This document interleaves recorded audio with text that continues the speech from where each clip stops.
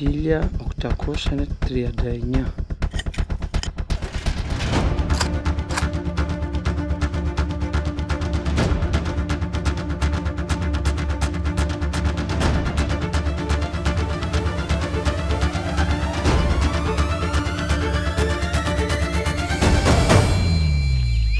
Νόμισμα είναι κομμένο. μισό, ναι. Κομμένο. Και είναι... Τι νόμισμα είναι? Ωρε φίλε. Τι μου δείχνεις τώρα? Είναι νόμισμα φίλε. Αρχαιότατο.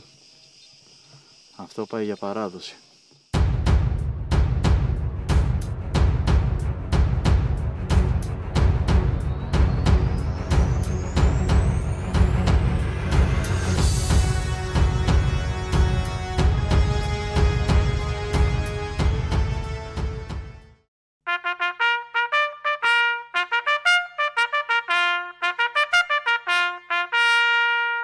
Βρισκόμαστε στο Γαλατά των Χανίων, στην κεντρική πλατεία του χωριού, όπου έχει στηθεί ένα ηρώ για να τιμήσει τους πεσόντες της ομώνυμης μάχης του Γαλατά.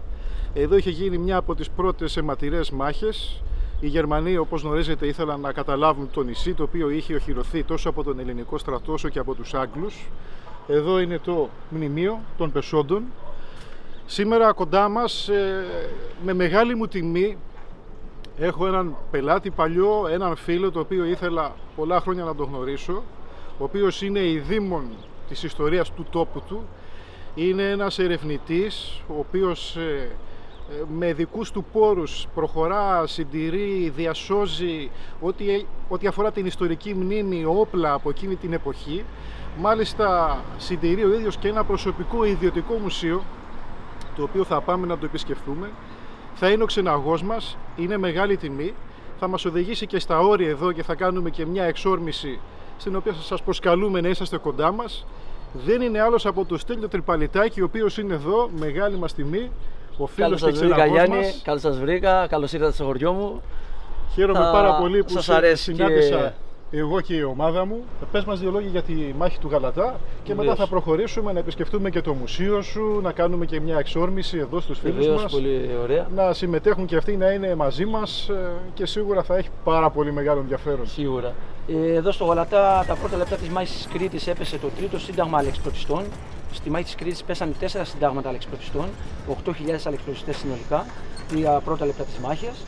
Εδώ στην περιοχή του Γαλατά που βρισκόμαστε και κάτω στην πεδιάδα της Αγιάς έπεσε το τρίτο σύνταγμα αλεξιπτωτιστών το πρωινό της 20ης Μαΐου του 1941. Βέβαια προηγήθηκε ένας φοβερός αεροπορικός βομβαρδισμός. Εκτός από τους αλεξιπτωτιστές πέσαν και ανεμοπλάνα. Εδώ στην πεδιάδα της Αγιάς παρακάτω πέσαν 4 ανεμοπλάνα.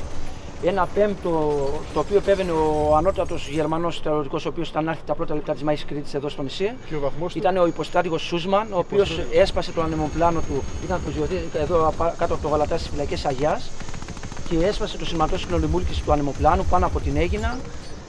Πέρασε ένα καταδεικτικό πολύ κοντά από το ανεμοπλάνο, έσπασε τον αυτερό και συνετρίβη του ανεμοπλάνου στροβιλιζόμενο στην Αίγινα. Σκοτωθήκαν όλοι οι επιβαίνοντες. Και μαζί βέβαια ο υποστράτηγος Σούσμαν, ο οποίος ήταν και η μεγαλύτερη διοικητικά πόλη της μάχης της Κρήτης. Και πριν μάλιστα καλά αυτή ξεκινήσει. Στρατηγικό λάθος ο υποστράτηγος να είναι στο ανεμοπλάνο. Εδώ στο Γαλατά ήταν οχυρωμένο το 6ο ελληνικό σύνταγμα, το οποίο ήταν στην ουσία από τα κέντρα εκπαίδευσης Πελοποννήσου, ήταν σύνταγμα μειωμένης δυνάμεως, νεοσύλλεκτοι περισσότεροι από την υπηρετική Ελλάδα. Επίσης ήταν η 10η Νεοζηλανδική Ταξιαρχία υπό τον Νεοζηλανδό ταξίαρχο Κίπενμπέργκερ, ήταν ο διοικητής αυτής της ταξιαρχίας, και βέβαια ήταν και πολλοί πολίτες. Όλοι οι πολίτες του Γαλατά πολεμήσανε. Για να καταλάβετε ότι ο Γαλατάς έχει πάρει από την Νεοζηλανδική κυβέρνηση το ανώτατο συμμαχικό παράσημο και το Χρυσό Αριστείο Ανδρείας από την ελληνική κυβέρνηση, η κοινότητα τα Γαλατά. Όλοι οι κάτοικοι του Γαλατά πολεμήσανε, γέροι, γυναίκες και παιδιά. Αναφέρει και πεσόντες εδώ και πολίτες βέβαια. Σκοπευτές 40. Ναι. Αυτοί ήταν οι πολίτες του Γαλατά. Του Γαλατά που πολεμήσανε από τα πρώτα λεπτά της μάχης, με το που πέσανε οι Γερμανοί αλεξιπτωτιστές. Το αστυνομικό σταθμός του Γαλατά εμοίρασε από 1 γκρά και 10 σφαίρες σε όλους τους πολίτες που θέλαν να πολεμήσουν. Βέβαια, θα μου πείτε, ήταν λίγα τα πυρομαχικά, τα όπλα πολύ αρχαία όπλα τώρα για την εποχή. Απαρχαιωμένα, απαρχαιωμένα παλιάς κατασκευής. Και βέβαια, εφόσον οι Γαλατιανοί που είχαν τον γκράμ της 10 σφαίρες σκοτώναν κάποιο Γερμανό αλεξιπτωτιστή, του πέραν βέβαια μετά τον σύγχρονο οπλισμό και τον χρησιμοποιούσαν στη μετέπειτα. Είχαν βέβαια εμπειρία οι Γαλατιανοί, γιατί εδώ ο γυμναστικός σύλλογος Γαλατά, σήμερα είναι ποδοσφαιρικός σύλλογος, ο Ιδωμενέας, είναι ένας από τους παλιότερους ποδοσφαιρικούς συλλόγους στην Ελλάδα, ο οποίος τότε ήταν σκοπευτικός σύλλογος. Έτος ίδρυσης 1907. Και βέβαια όλοι ήταν μαθημένοι στη σκοποβολή, όλοι οι Γαλατιάνοι ήταν μέλη του σκοπευτικού συλλόγου του Ιδωμενέα και ήταν πολύ έμπειροι στη σκοποβολή και τους πετύχαιναν τους Γερμανούς στον αέρα, πέφανε πιο κάτω και τους πετύχαινε η σφαίρα κατά την κάθοδό τους σε κέριο σημείο. Οι περισσότεροι εξαπλωθήκαν νεκροί. Και πες μας και τι φιλοξενεί αυτό το μνημείο εδώ. Εδώ το μνημείο αυτό έχει χτιστεί το 1970 για όλους τους πεσόντες μάχης του Γαλατά, Έλληνες και ξένους. Στην ουσία όμως είναι και νεκροταφείο, γιατί στο κάτω μέρος του μνημείου εδώ από την πίσω πλευρά έχει μια αίθουσα μικρή. Ας το πούμε οστοφυλάκιο. Ναι, οστοφυλάκιο είναι. Ναι. Έχει τα οστά των Ελλήνων στρατιωτών του 6ου Ελληνικού Συντάγματος μέσα σε κυβότια. Μάλιστα. 20 εξ αυτών είναι βέβαια και χωρίς όνομα, δεν κατέστη δυνατόν να αναγνωριστούν η σωρή τους κατά την ταφή τους και βέβαια είναι ανώνυμοι. Οι περισσότεροι από αυτούς τους στρατιώτες είναι από την υπηρετική Ελλάδα, άρα πολλοί είναι από την περιοχή του Εύρου. Μάλιστα είχα γνωρίσει εγώ έναν ο οποίος είχε προλεμήσει, ο παππούς της σκοτώθηκε εδώ πέρα και είναι ένας από τους 20 αγνοούμενους από τον Εύρο και μάλιστα η κόρη του ζει ακόμα, είναι ηλικιωμένη βέβαια γύρω στα 80 χρονών και μίλησα μαζί της. Είναι πάρα πολύ. Εδώ θα δείτε τους αριθμούς των πεσόντων. Των Νεοζηλανδών είναι 114 Νεοζηλανδοί πεσόντες στη μάχη του Γαλατά, οι οποίοι θαυτήκαν από τον τότε εφημέριο Παπαβασίλειο Ρουμελιωτάκη. Ήταν ένας από τους μεγάλους ήρωες της μάχης του Γαλατά. Το σπίτι του το είχε μετατρέψει από τα πρώτα λεπτά της μάχης της Κρήτης σε νοσοκομείο για όλους τους αντιμαχόμενους, και για τους Έλληνες και για τους Γερμανούς. Και μάλιστα 2 Γερμανοί που νοσηλευτήκαν στο σπίτι του είναι αυτοί στην ουσία που σώσαν το Γαλατά από τα αντίπεινα μετά τη μάχη της Κρήτης. Διότι είπανε, ας πούμε, ότι οι Γαλατιανοί μας περιποιηθήκανε, δεν μας πολεμήσανε, ενώ ξέραν τους πολεμήσανε. Ναι. Είχαν πιαστεί αιχμάλωτοι μάλιστα από κάτι Έλληνες στρατιώτες. Απίστευτο. Και χάρη σε αυτούς είχαν γράψει ένα χαρτί, το οποίο όταν μετά το τέλος της μάχης του Γαλατά, η μάχη του Γαλατά διήρκε σε 6 ημέρες. Ναι. Ο Γαλατάς καταλήφθηκε οριστικά το πρωινό της 26ης Μαΐου το πρωί, οριστικά από τα γερμανικά στρατεύματα. Δηλαδή σε όλες αυτές τις 6 ημέρες.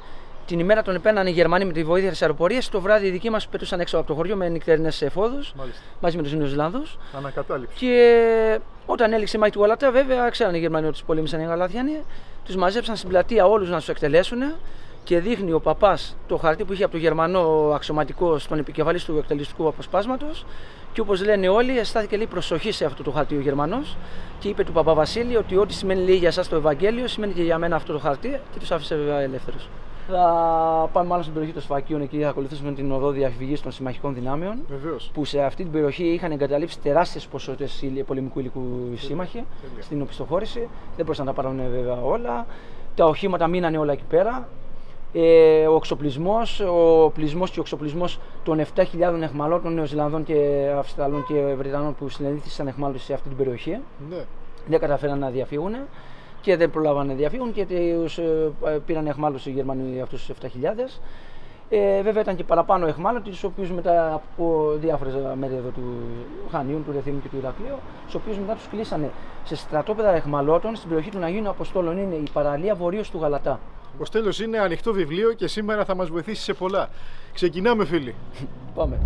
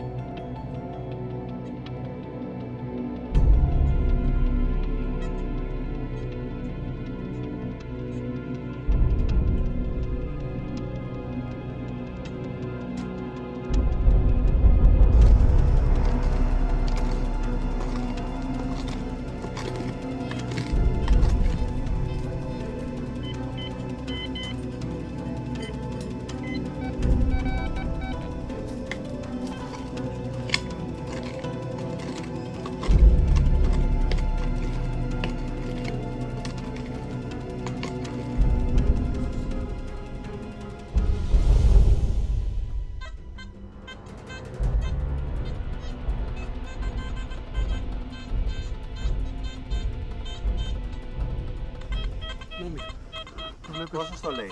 81-82.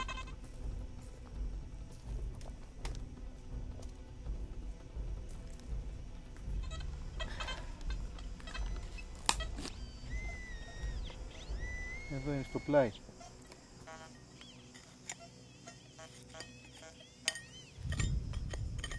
Ούπα. Τέλειο. Αυτό είναι τουρκικό.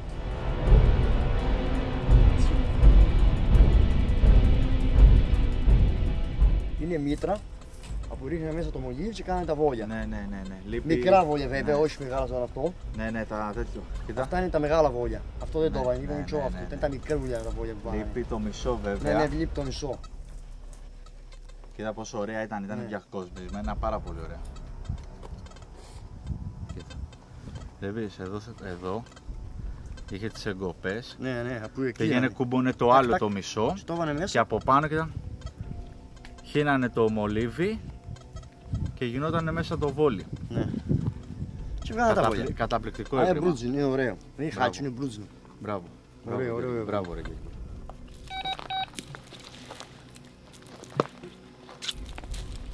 Να. Βόλι από μπροστά και μέσα. Ωραίο.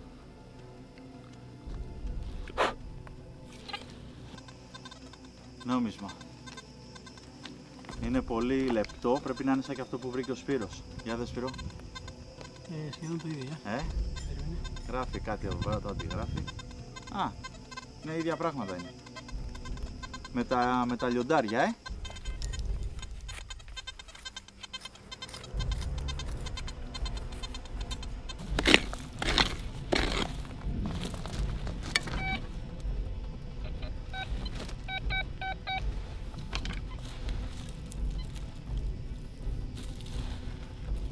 Νόμισμα. Είναι Οθωμανικό. Φτιάχτηκα να το. Πάνω που το, Ασίμι. πάνω που το λέγαμε. Πώς κάνει και ο Παναγιώτης. Ναι, έτσι.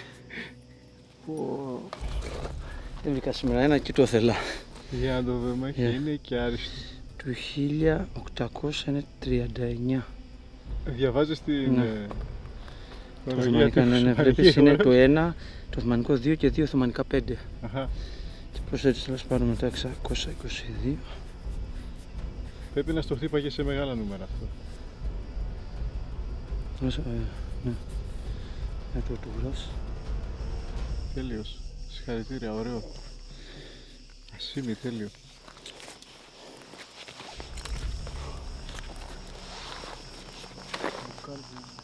Αυτά κάνει το Quest X5. Τα λεφτά του είναι ικανό να τα βγάλει Ακριβώς τη ρίζα ήταν. 50-100 φορές, 200. Απόσβεση. Έτσι. Για μόνο τα δύο δακτυλίδια που βρήκα του έκανα απόσβεση. 100 ευρώ έδωσα το χρυσό που βρήκα στο Λαφωνήσια. Ναι. Ήταν 14 καράτια, 4 γραμμάρια όμως και 4,5 γραμμάρια. Και Και το άλλο. 120 ευρώ το άλλο που βρήκα από χθες από λευκό χρυσό. Και βρήκα και το άλλο ήταν από λευκό χρυσό, αλλά το άλλο δεν το έδωσα. Το έκανα δώρο της γυναίκας. Μα δεν άξα το δώσω για μένα, το άλλο γιατί ήταν ένα γραμμάριο. Το άλλο πες το ότι κατασχέθηκε, άντε. Ναι. Να ψάξουμε που είναι τη σωστή ορολογία. Κατασχέθηκε όπως το λέει στο λέξιμα.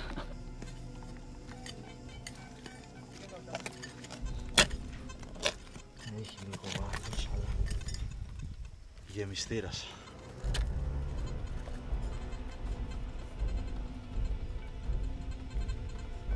Γεμιστήρας. Είναι καλό και δεν είναι αυτό το έχω. Τον πέταξες, να τους. Αυτός εδώ είναι. Από Μαρτίνι. Από τι είναι? Από Μαρτίνι. Ιταλικό ήταν αυτό τι? Όχι, εγγλέζικο. Α, Τα Μαρτίνι χένει. αυτό δεν το ξέρω. Είναι ίδιο διαμέτρημα με τον γκρά, απλά λεπταίνει πιο κάτω από τον γκρά, στη μέση. Εποχής Έχει 1870. ήταν από τα παλιά τους. Ξέρετε, το Μαρτίνι είναι αυτό που οπλίζει έτσι κρακ από κάτω και βάζει μια. Δηλαδή κάνεις κρακ, ανοίγει, τη βάζεις, κλείνεις. Κάτι ωραίο Θα χτυπάει. άκουσα χτυπούσε ωραία.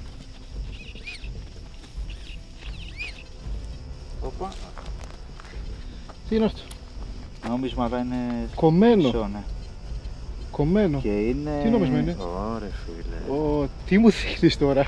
Είναι νόμισμα φίλε. Αρχαιότατο. Αυτό πάει για παράδοση. Χάλκινο είναι. Χάλκινο είναι. Ναι. Από εδώ είναι η κεφαλή. Ωραία. Και από εδώ πίσω. Όταν το παραδώσει με το καλό, Ναι. η αρχαιολόγος θα το ταυτοποιήσει, θα ξέρουμε και Ναι. περί τίνος πρόκειται. Και αυτό πρέπει να είναι και βλέπεις μια φιγούρα χορεύει. Τι κάνει τώρα. Ναι. Πολύ ωραίο. Καταπληκτικό αυτό. Και εδώ έχουμε μια κεφαλή από την άλλη. Ναι, απ' την άλλη είναι έτσι, αλλά και τα κρίμαζε γάμο το μισό. Μπορεί και ρωμαϊκό. Μπορεί, αλλά. Του κολλάει και ρωμαϊκό. Ναι. Τέλεια. Σε τι νούμερο το χτύπαγε αυτό. Το χτύπαγε 90. Ναι. Επειδή είναι και βαρύ κιόλας. Εγώ ξέρεις τι περιμένω. Τι, φιλί, θα το δώσουμε. Έτσι θέλω να τους κάνεις, να τους δίνεις όσο αγάπη μπορείς. Καταπληκτικό. Βέβαια. Πάμε για άλλα.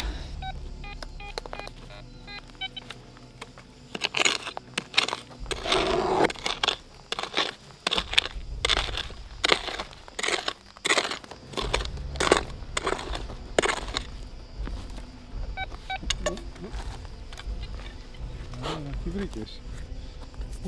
Τι ωραίο. Ρωμανικό σίγουρα. Για κοσμητικό, Είναι ακέραιο, εντάξει, κομπλέ. Κομμένο. Κομμένο. Εδώ. Πιθανό δηλαδή, δεν ξέρω. Έχει ωραία σχεδιάκια πάνω.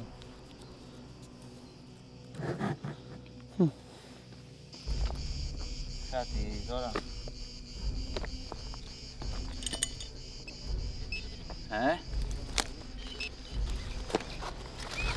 Τι είναι αυτό.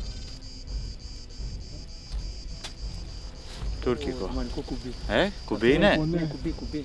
Έχει φύγει του κάτω μέρους, είναι κουμπί. περίοδο 1867 και μετά. Είναι αυτό που κουμπάει έτσι το κοντάκι και αυτό εδώ είναι η καμπύλη της σκανδάλης, του υποφυλακτές της σκανδάλης. Τι έχει σαν σχέδιο κάτι. Και αυτό βρήκα. Υπογραφίας. Είμαστε. Χάλκινο βέβαια, βαρύ. Το χτύπαγε και ψηλά. Καταλαβαίνει φαντάζομαι. Τι Από καμπάνα. Α, καμπάνα. Κομμάτι από καμπάνα. Α, μάλιστα. Οπότε αυτό που βρήκε ο Γιώργης ο Λεμονάκης είναι το πάνω μέρος που κρεμιόταν η καμπάνα. Μπορεί. Βρήκε κανένα κουβαρί. Βρήκε τώρα κάτι. Το επάνω μέρος που Μπορεί. είχε το κρεμαστάρι. Μάλιστα. Ναι. Το είχε βρει πριν, στην αρχή που ήρθαμε. Τέλεια. Η καμπάνα έσπασε σε πολλά κομμάτια, γιατί. Και ένα νόμισμα πάλι αυτό με το λιοντάρι. Ποιο λιοντάρι, τι εννοείς. Βενετσιανικό. Βενετσιάνικο. Βενετσιάνικα, ναι, τα βάζω βέβαια μέσα στο δέντρο για να μην τα χαλάσω Ναι, και αυτά. εγώ. Για, περίμενε, βάστα. Ναι, βενετσιάνικο είναι και είναι διπλοκτυπημένο. Βλέπεις εκεί ένα στρογγυλό. Ναι. Είναι δεύτερη σφραγίδα. Α, Το κάνεις- Άλλη αξία αυτό. Το κάνει συλλεκτικό. σοβαρά. Ναι. Για, φέρ' το άλλο εδώ. Ναι, ρε, εσύ τώρα το πρόσεξα. Και αυτά είναι τα σεσίνια. Σεσίνο τα βενετσιάνικα. Και τα δυο. Απλά αυτό είναι διπλοκτυπημένο. Ναι. Είναι αρτίο στην κράπη διπλοκτυπημένο. Έχει δεύτερη σφραγιδούλα εκεί μια στρογγυλή άμα δεις. Ναι, ναι, τώρα το είναι. Το ξαναπούσανε κάποιες φορές από την σπάτη. Μήπως είναι τίποτα γιατρού, ραφ, τέτοια κατάσταση. Το general service είναι. Α, είναι το κοινό, το... Ναι, αλλά το μεγάλο. με το θηρό, με τα λιοντάρια της Ναι, Βρετανίας. και το μονόκερο. Αχα, ωραία.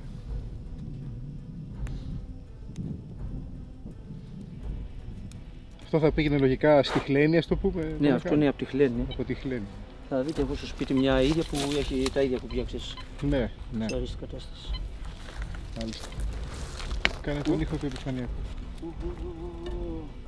Μονόκερο. Ωχ, αυτό είναι μπρούζινο. Ναι. Α, αυτό είναι καταπληκτικό. Τι είπες, Λειτουργεί. έχει μέσα και το κρεβαστάρι. Ναι. Α, καταπληκτικό. Πω, τέλειο έβριμα. Ναι, έχει κανένα στοιχείο μπα. Τέλειο έβριμα. Συνήθως οι ιδιοκτήτες χαράζαν τα αρχικά. Ναι, Μπα. τέλειο έβριμα. Ποιο είναι, λαογραφικό. Έχει νομίζω σχεδιάκι πάνω. Κάτι έχει χαράουντα μπα. Αυτό είναι, το βλέπεις εδώ το που είναι για το λαδικό, το μεσαίο. Είναι Ναι. από ιταλικό μάλιχερ, καρκάνο. Άντε ρε. Ιταλικό καρκάνο. Το καρκάνο, ναι. Τι λες τώρα ρε. Είχε το λαδοτήρι. Τι λες τώρα. Ναι. Ναι. Ναι, βέβαια, και εδώ είχε το πορτάκι που άνοιγε Ναι, από πίσω, βλέπεις. ναι. Είδες άμα είσαι ειδικός. Κάτι παραπάνω Πώς? από ειδικό στο τέλος. Πώς θα ξέρει όλα. Βέβαια. Καταπληκτικό έβριμα. Θα βάλει το κουβαλά. Λόγω βάρους. Να το. Τι με μακαμπάνα, στο πάνω μέρο. Καμπάνα. Το πάνω μέρο δει. Ιστορικό κομμάτι. Τι λες τώρα ρε. Αφού βρήκαμε και κομμάτια από τα πλάγια. Η οποία να ξέρεις έχει ωραίο χτύπημα μεγάλα νούμερα γιατί έχει και χρυσό μέσα. Ρε τι λες τώρα. Έχει και χρυσό μέσα. Α, και αυτό είναι τύπου μηνιέ, βλήμα γαλλικό του 1853. Αυτό είναι που είχες βρει εσύ το Στα όρη, σπηλιά. Ναι, πολλά. το θυμάμαι. Ρε εσύ, έτσι είναι ήταν. Τέλειο. Δεν ξέρω, από καμιά σκηνή, αντίστοιχο κάτι. Και εγώ είδα καλό ένα τέτοιο. Ναι. Αυτό είναι ωραίο. Καταπληκτικό. Τι άλλο γάμο του έσπασε, να σπάσε θα φάει κανένα βομβαρδισμό, κανένα βλήμα πυροβόλιο οθωμανικό. Είναι... Γιατί Και βρήκαμε εδώ οι και άλλα Γερμανοί δεν κομμάτια. βομβαρδίσανε. Βρήκαμε και άλλα κομμάτια της. Στέλιο, τι είναι αυτό εδώ. Αυτό είναι το πιεστήριο που βάζανε εδώ ένα ξύλο και το γυρνούσανε και πίεζε τις ελιές αφού τις πατούσαν στη μιλόπετρα. Και ο παλιός μετά τον πολιτό το βάζανε εδώ και το πιέζανε. Ναι, και έλειωνε το ξερσούρωνε το λάδι. Ναι. Το βάζανε. Ξέρετε τι ήταν αυτό, Για πες μου. Και στα δόντια έχει το βελάκι στο πλάι. Αυτό είναι το μεταλλικό τμήμα, είναι μπρούζος από σχηνοβελό βρετανικού τυφεκιού Lee Enfield ή του καναδέζικου. Είχε μέσα κανάβινο σπάγκο Ναι. και περνούσε αυτό εδώ το κομμάτι μέσα. Πάνω κάτω Περνούσε, που άνοιξε έχει βάρος, περνούσε μέσα από την κάνη. στην Το κάνη. τραβούσε μετά με την άλλη άκρη με ένα πανάκι. Είδες, άμα δηλαδή. Κάποια έχουν και το βελάκι εδώ στάμπαξε στο έμβλημα του Βρετανικού Υπουργείου Πολέμου του War Department. Ναι. Αλλά αυτό δεν το έχει, άρα μάλλον είναι από ένα καναδέζικο Άμα αυτό. δεν ξέρεις, το βλέπεις απλά ένα σωλήνα. Ναι. Φοβερό. Και κάνουμε μια μικρή στάση εδώ για να δούμε ένα αφαράκι, την ιστορία του οποίου θα μας την εξιστορήσει ο Στέλιος. Πες μας, Στέλιο. Αυτή τη στιγμή βρισκόμαστε στο ολοπέδιο της Κράπιας. Είναι τα σύνορα της επαρχίας Αποκορώνο με την επαρχία Σφακίων. Και το φαράκι που είναι εδώ στα αριστερά κάτω μας είναι το φαράκι του Κατρέ ή ο λαγκός του Κατρέ όπως λέγεται. Είναι οι θερμοπύλες των Σφακίων. Σε αυτό το φαράκι μέσα έγινε μια φοβερή μάχη στην επανάσταση του Δασκαλογιάννη το 1770. Όταν μπαίνονταν οι Τούρκοι, γύρω στους 15.000 Τούρκους μέσα στο φαράκι, μόλις τόμωσε το φαράκι από Τούρκους, τους αδειάσαν επί τόπου οι επαναστάτες 1000 τουφέκια μόνο μιας και μετά κάνανε έφοδο με τα γιαταγάνια βέβαια και τα σπαθιά και τα σπαθοράβδια και ό,τι τέλος πάντων μέσω είχε ο κάθε επαναστάτης τότε. Και παράλληλα τους ρίχνανε πέτρες από εκεί πάνω από την απότομη πλαγιά, βράχους μεγάλους, οι οποίοι με το να έχει στομώσει το φαράκι, να μην έχουν μεγάλη δίωδο να φύγουν, να μην μπορούν να ανέβουν σκαρφαλωτοί σε αυτή την πλαγιά, οι πέτρες τους κομματιάζαν τους Τούρκους. Άλογα, μεταγωγικά, μουλάρια, Τούρκους μαζί. Και μείνανε βέβαια οι νεκροί αυτοί πάρα πολλά χρόνια. Ακόμα λέγεται ότι έχει τουρκικά κόκαλα μέσα το φαράκι. Και μάλιστα ο Άγγλος περιηγητής Πάσλεϊ, ο οποίος επισκέφτηκε την Κρήτη το 1835, αναφέρει ότι το φαράκι ήταν ακόμα γεμάτο τουρκικά οστά. Τουρκικούς σκελετούς των Τούρκων που είχαν σκοτωθεί τώρα στη μάχη. Αλλά είχε γίνει και δεύτερο μακελιό, ένα το 1770 οι Τούρκοι και το άλλο το 1821 που ξανά προσπάθησαν. Το 1821 που μπαίνανε τότε τον Αύγουστο του 1821, μάλλον τον Ιούλιο του 1821, Ναι. που είχαν εισβάλει πάλι οι Τούρκοι στην επαρχία των Σφακίων, έγινε πάλι φοβερή μάχη εδώ με πάλι 1000 νεκρούς Τούρκους περίπου. Ναι, εδώ να πούμε πως τα Σφακία ήταν κάτι σαν τη Μάνη, ήταν άβατο. Δεν μπαίναν εύκολα Τούρκοι εκεί. Αυτές ήταν οι δύο περιπτώσεις που προσπάθησαν να εισβάλλουν για να καταλάβουν αυτή την επαρχία. Τελευταία ιστορία έχει εδώ η περιοχή κατά τον Δεύτερο Παγκόσμιο Πόλεμο, Ναι. όπου αυτός εδώ ο δρόμος ήταν η διαφυγή, η κυρία οδός διαφυγής των συμμαχικών δυνάμεων προς τα νότια παράλια των Σφακίων. Μετά την πτώση της Κρήτης. Δηλαδή. Μετά που τέλειωνε η μάχη της Κρήτης, δεν είχε τελειώσει επίσημα. Ναι. Είχε δοθεί η εντολή για οπισθοχώρηση από το συμμαχικό στρατηγείο της Μέσης Ανατολής στις συμμαχικές δυνάμεις που ήταν στην Κρήτη. Και η εντολή αυτή έλεγε ότι τα συμμαχικά στρατεύματα που ήταν στην περιοχή του Ρεθύμνου να πάνε νότια στην περιοχή του Πλακιά, όλα τα συμμαχικά στρατεύματα της περιοχής Σχανίων να πάνε νότια στην περιοχή των Σφακίων, όπου θα παραληφθούν από πλοία των συμμαχικών δυνάμεων πολεμικά. Για να τους πάνε στην Αίγυπτο. Ναι, που τα οποία προσέγγισαν τα νότια παράλια τα βράδια, γιατί η γερμανική αεροπορία κυριαρχούσε στον αέρα, θα τα βύθιζε. Και τα συμμαχικά στρατεύματα που ήταν στην περιοχή του Ηρακλείου παρελήφθησαν από τα συμμαχικά πλοία μέσα από την πόλη του Ηρακλείου, από το λιμάνι του Ηρακλείου. Εκεί δεν χρειάστηκε να περπατήσουν. Λοιπόν, όλη αυτή εδώ την οδό διαφυγής την περπατήσαν ή την διαβήκαν τα συμμαχικά στρατεύματα με φορτηγά. Και σύνολο πόσοι στρατιώτες? Γύρω στους 35.000 στρατιώτες, γιατί ήταν βέβαια και πάρα πολλοί βέβαια στο Ηράκλειο και στο Ρέθυμνο που φύγανε από εκεί. Σε αυτή την περιοχή υπάρχει μαρτυρία σφακιανού φίλου του πατέρα μου, ο οποίος απεβίωσε προ 2 χρόνια, ο οποίος μου είχε πει χαρακτηριστικά ότι εδώ σε αυτό εδώ το σημείο, στο λαγό του Κατρί, είχαν τσουρίσει, δηλαδή είχαν σπρώξει στα γκρεμνά από το δρόμο, περίπου 200 αγγλικά φορτηγά. Τότε κατά την οπισθοχώρηση, τα οποία είτε μένανε από βλάβες είτε μένανε από καύσιμα. Δεν υπήρχε δυνατότητα να τα επισκευάσουν χρόνος ή να τα ανεφοδιάσουν και τα σπρώχνανε εδώ στους γκρεμούς, τα οποία μείνανε βέβαια μετά. Είχαν γίνει παλιοσίδερα μετά τον πόλεμο, το έκαναν εντόπιε. Και επίσης σε αυτό εδώ το σημείο, ακριβώς που βρισκόμαστε και από τις δύο μεριές του δρόμου, κυρίως από την πάνω μεριά, είχαν κάνει οι Νεοζηλανδοί μάχη οπισθοφυλακής. Είχαν κόψει δηλαδή το δρόμο κάθετα, είχαν κάνει γραμμή άμυνας κάθετα στο δρόμο. Είχαν κάνει μάχη οπισθοφυλακής, έτσι τις λέγανε, οπισθοφυλακών, ώστε να καθυστερήσουν τους Γερμανούς, να δώσουν χρόνο στους υπόλοιπους να διαφύγουν προς τα Σφακιά. Στον κυρίο Σόγκο, ναι.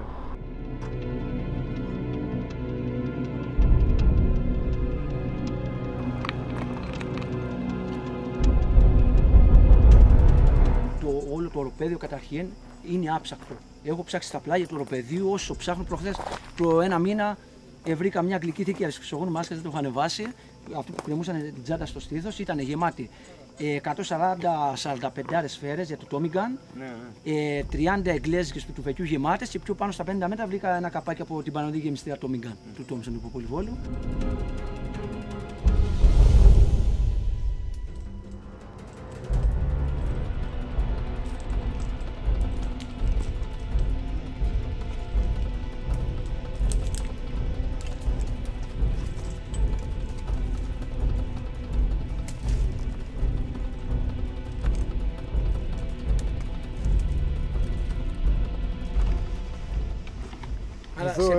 Αυτό το επηρεάζει το Quest το 5? Όχι, καθόλου. Είναι γλυκό νερό. Καθόλου. Είναι... Εδώ έχουμε Quest Power X5. Ένας από τους πιο μάχημους Quest της Ελλάδος. Έτσι. Ναι. Δεν θα μπορούσε.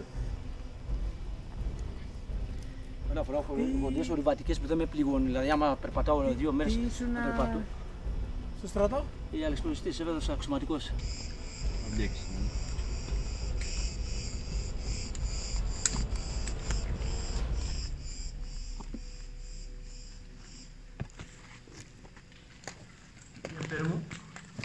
Έλα. Σκαγί θες? Άσε να βρούμε και θα στο πετάξει αν χτυπήσει.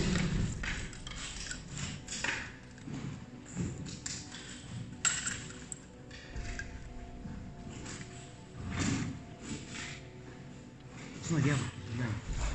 Ναι, το δίσκο. Βαθιά είναι.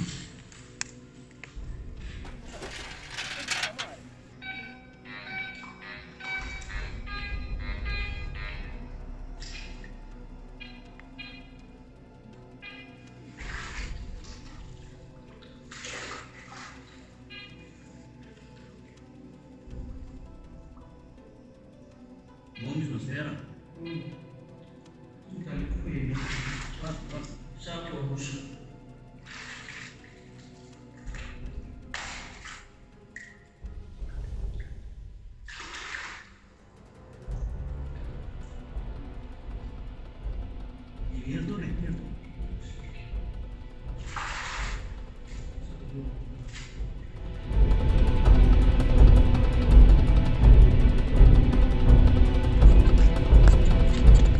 Παναγιώτη, τι βρήκες?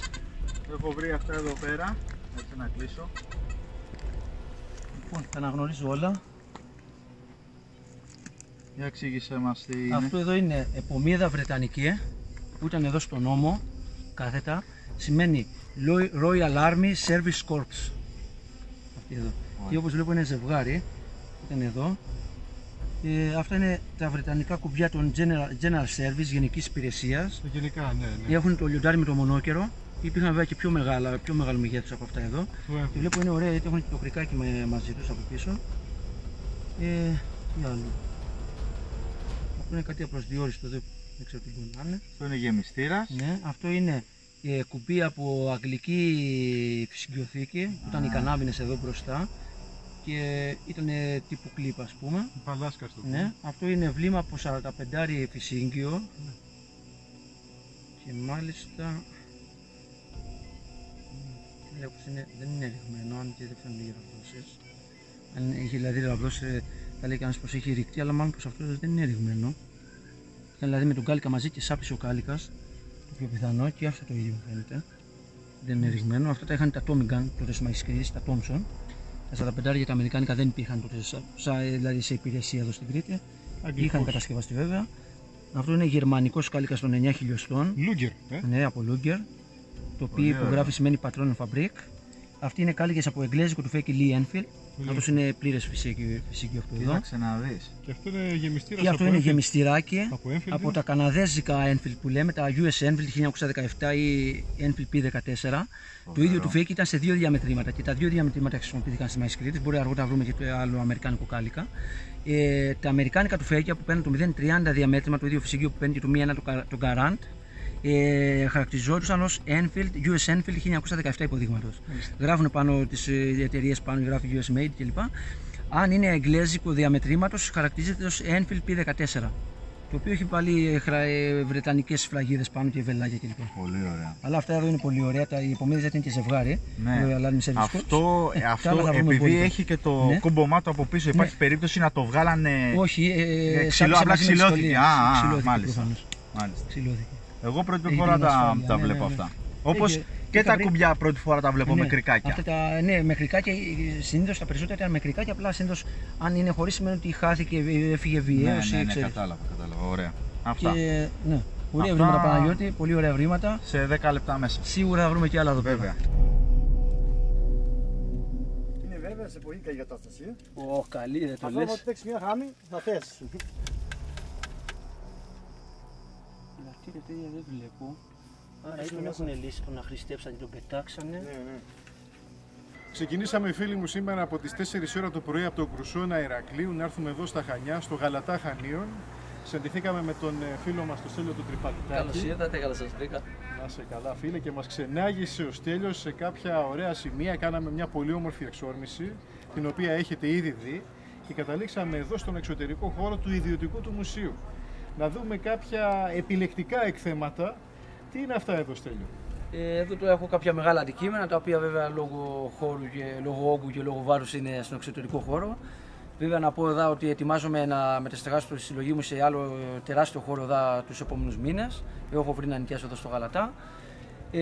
Τα οποία βέβαια θα φανεί όλοι, γιατί αυτή τη στιγμή θα δείτε ένα πολύ μικρό κομμάτι της συλλογής μου. Οι περισσότεροι είναι αποθηκευμένοι σε ένα ημιυπόγειο εδώ μέσα που δεν θα το δείτε, γιατί είναι μέσα. Δεν είναι τόσο επισκέψιμο, εντάξει. Ναι, άλλα 2 υπνοδωμάτια έχω που είναι και αυτά γεμάτα υλικό, στολές, μέσα σε κυβότια, μέσα σε στολοθήκες, με τμήματα μοτοσυκλετών, ένα δωμάτιο γεμάτο. Αυτό είναι η ιδιωτική πρωτοβουλία. Έχουμε συνηθίσει να ακούμε για μουσείο και είναι δημόσιο. Αλλά εδώ έχουμε έναν άνθρωπο ο οποίος έχει σκοπό τις ζωές του τη διάσωση της ιστορικής μνήμης και του πολεμικού υλικού που αφορά την ιστορική μάχη της Κρήτης. Όχι μόνο τη μάχη της Κρήτης, εγώ ασχολούμαι ιστορικά από την περίοδο της τουρκοκρατίας, συλλέγω αντικείμενα, έως και τη μάχη της Κρήτης, έως και το Δεύτερο Παγκόσμιο Πόλεμο μάλλον. Ό,τι αφορά δηλαδή από όλες τις ιστορικές περιόδους της χώρας μας, Μακεδονικό αγώνα, Βαλκανικούς αγώνες, Μικρασιατική εκστρατεία, Πρώτο Παγκόσμιο Πόλεμο, Έλληνο-Ιταλικό πόλεμο βέβαια, μάχη Κρήτης και κατοχή αντίσταση. Είσαι μας για το έκθεμα αυτό. Εδώ θα δείτε τώρα είναι μια κάνη από γερμανικό αντιαρματικό πυροβόλο PAK 40 των 75 χιλιοστών. Μάλιστα, η οποία είναι άψογη εδώ. Ναι. Βλέπω οι βόλτες. Δεν έχει ανατινακτήσει. Αυτό βιδώνει στην ουσία, είναι έτοιμο να βιδώσει. Ναι. Είναι βέβαια πολύ βαριά, είναι γύρω στα 500 κιλά ζυγίζει. 500 κιλά. Εδώ βλέπετε ένα σπίδο από ίδιο τύπου πυροβόλο, βρέθηκε σε άλλο όμως μέρος. Τροχή από το ίδιο τύπου πυροβόλο. Το ένα εδώ αναδιπλώμενο πόδι που βαστούσε το πυροβόλο κάτω στο έδαφος. Και εδώ βλέπουμε βέβαια και κάποια πυρομαχικά. Εδώ είναι ο κάλικας που έμπαινε σε αυτό το πυροβόλο των 75 χιλιοστών. Εδώ μπροστά έπαιρνε το βλήμα και έμπαινε σε αυτή εδώ τη θήκη μαζί με το κάλικα, το βλήμα για αποθήκευση. Πες μας πού βρήκες. Την κάνη την αγόρασα από έναν εργολάβο, ο οποίος τη μετακίνησε. Την αφαιρέσαν από ένα σπίτι το οποίο το αναπαλαιώνανε μέσα στην παλιά πόλη των Χανίων πριν 8 χρόνια, 9 χρόνια μάλλον περίπου, από ό,τι μου είπε. Και αναγνώρισε αυτός ότι ήταν καρφωμένη κάθετα στο μπετό και αναγνώρισε αυτός ότι ήταν κάνει πυροβόλο και την πήρε τέλος πάντων. Την καθάρισε γιατί εδώ είχε ένα κομμάτι μπετού κολλημένο. και την καθάρισα, τη συντήρησα και μετά την αγόρασα από πρώτα 2 χρόνια. 3 μάλλον, πρώτα 3 χρόνια. Και πόσα χρήματα την αγόρασες? Εντάξει, ένα 500άρικο. Μπορώ να πω ότι κάνει και παραπάνω. Αυτό είναι ότι έχεις ένα μεγάλο έργο και πληρώνεις, ας πούμε, για κάποια. Να, και αυτή εδώ την έχω πληρώσει. Αυτή εδώ είναι μια βάση αμερικάνικου αντιαεροπορικού πυροβόλου έλικων των 20 χιλιοστών. Τα οποία αυτά εδώ τα πυροβόλα ήταν για ναυτική χρήση, η βάση μάλλον, για ναυτική χρήση και τα χρησιμοποιούσε το ελληνικό πολεμικό ναυτικό. Αυτό βίδωνε πάνω στο, ναι, ήταν πολεμικό πάνω πλοίο. στο πλοίο, αλλά το ελληνικό πολεμικό ναυτικό ισχύει και, και για άμυνα εδάφους. Ισχύει δηλαδή και στην ξύρα τοποθετημένες. Αυτή εδώ την αγόρασα από μάντα ανακύκλωση μετάλλων εδώ στα Χανιά, η οποία μάντα τα αγόρασα από το πολεμικό ναυτικό. Και την είχα πληρώσει δηλαδή 400 ευρώ αυτή εδώ τη βάση. Ζυγίζει 750 κιλά περίπου, λείπει μόνο το πυροβόλο. Θα δούμε λίγο και τη θήκη του Κάλικα εδώ, αυτή που τη βρήκες. Αυτή εδώ είναι θήκη για μεταφοράς και αποθήκευσης πυρομαχικών του πυροβόλου του ΠΑΚ 40 των 75 χιλιοστών. Και αυτή εδώ τότε συγκεκριμένη την είχα βρει στην Κάρπαθο πριν από 3 χρόνια που είχα πάει διακοπές. Σε μια ξερολιθιά μέσα ήταν. Να πούμε ότι ο Στέλιος ο Τρυπαλιτάκης είναι ένας ερευνητής εδάφους, αέρος και θαλάσσης, παιδιά. Έτσι. Ναι, κάνω και καταδύσεις. Λοιπόν, ψάχνει και εντός νερού. Έχω δίπλωμα καταδύσεων της ΚΜΑΣ από το 2004 και έχω βουτήξει αρκετές φορές βέβαια και μέχρι τα 40 μέτρα βάθος όπου μου επιτρέπει το πτυχίο μου. Έχω και δίπλωμα ταχυπλό, έχω και σκάφος και δικό μου καταδικό εξοπλισμό και πάω τακτικά καταδύσεις. Και αέρος, γιατί έχεις συλλέξει κομμάτια από 20 γερμανικά ανεμοπλάνα. Τι είναι αυτό, τώρα καλύτερα να τα πούμε μέσα. Θα τα πούμε πάνω που θα δείτε και κάποια κομμάτια των ανεμοπλάνων. Είναι κάτι που πολλοί κόσμος σίγουρα δεν το γνωρίζει. Ναι, είχαν χρησιμοποιηθεί στη μάχη της Κρήτης αλλά και νωρίτερα στην προσπάθεια κατάληψης του ιστιμού της Κορίνθου. Κάποια από αυτά. Μικρότερος βέβαια αριθμός από στην Κρήτη. Και βέβαια έχω και πάρα πολλά κομμάτια από γερμανικά και βρετανικά πολεμικά αεροσκάφη, όχι μόνο από ανεμοπλάνα, από οχήματα. Εκεί θα δείτε ένα αμερικάνικο Jeep Willys του Δευτέρου Παγκοσμίου Πολέμου. Είναι του 1943 κατασκευής, γιατί έχει το σεριακό νούμερο στο σασί πάνω χτυπημένο, σε ταμπελάκι. Το ψάξαμε να δούμε πότε κατασκευάστηκε αυτό το σεριακό νούμερο και είναι κατασκευασμένο το 1943. Πρόκειται να αναπαλαιωθεί βέβαια, είναι πολύ κακή κατάσταση, αλλά σηκώνει να αναπαλαιώσει, κάποια στιγμή θα αναπαλαιωθεί πλήρως. Και μηχανές αναπαλαιώνεις και βεβαίως. Όλα τέλεια. Να πάμε και μέσα. Πάμε και μέσα. Εδώ θα σας δείξω ένα χώρο που έχω εδώ, ένα κομμάτι της συλλογής μου, ο οποίος είναι αποθηκευτικός χώρος κυρίως. Σε μερικούς μήνες βέβαια που θα μεταστεγαστεί θα εντεθούν όπως πρέπει τα αντικείμενα και θα καθαριστούν λίγο καλύτερα.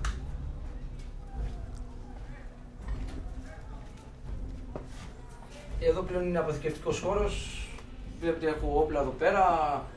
Εδώ είναι ένα βρετανικό πλοπολιβόλο Lewis, το ΜΚ1, ένα γαλλικό πλοπολιβόλο Σωσά, γεμισές από αντιαεροπορικά, τμήματα οχημάτων εδώ πέρα, ασπίδα από πυροβόλα.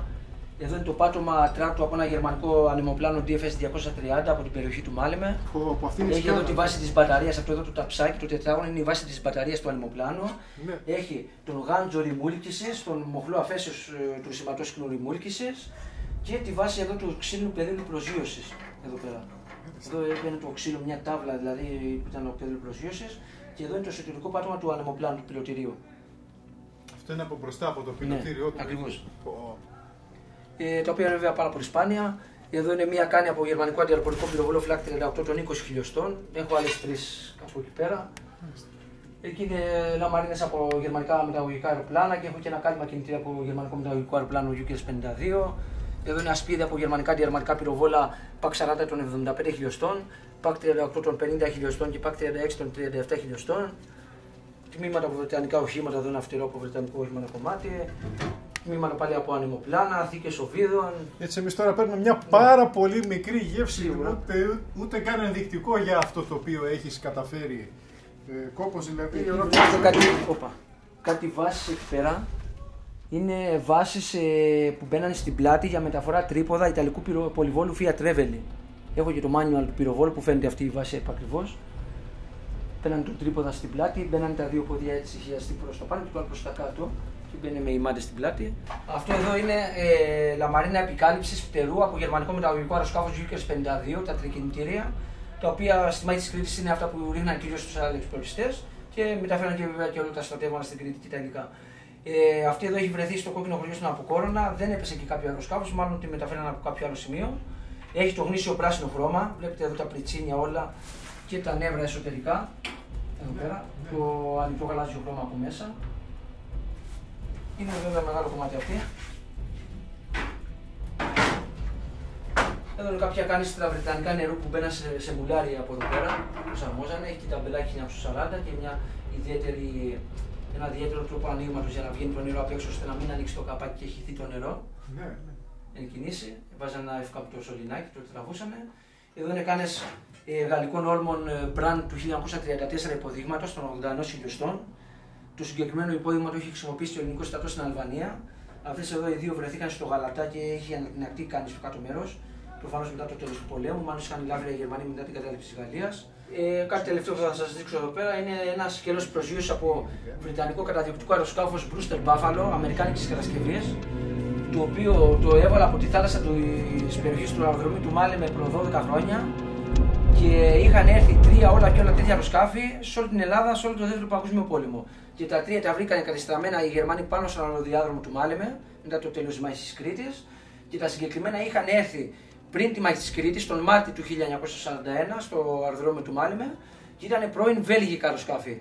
Όταν μπήκαν οι Γερμανοί στο Βέλγιο ένα χρόνο πριν τη μάχη της Κρήτης, 40 αεροσκάφη αυτού του τύπου φύγανε με Βέλγους πιλότους στην Αγγλία και ενταχθήκαν στη Βρετανική αεροπορία του στόλου μετά, στο Fleet Air Arm.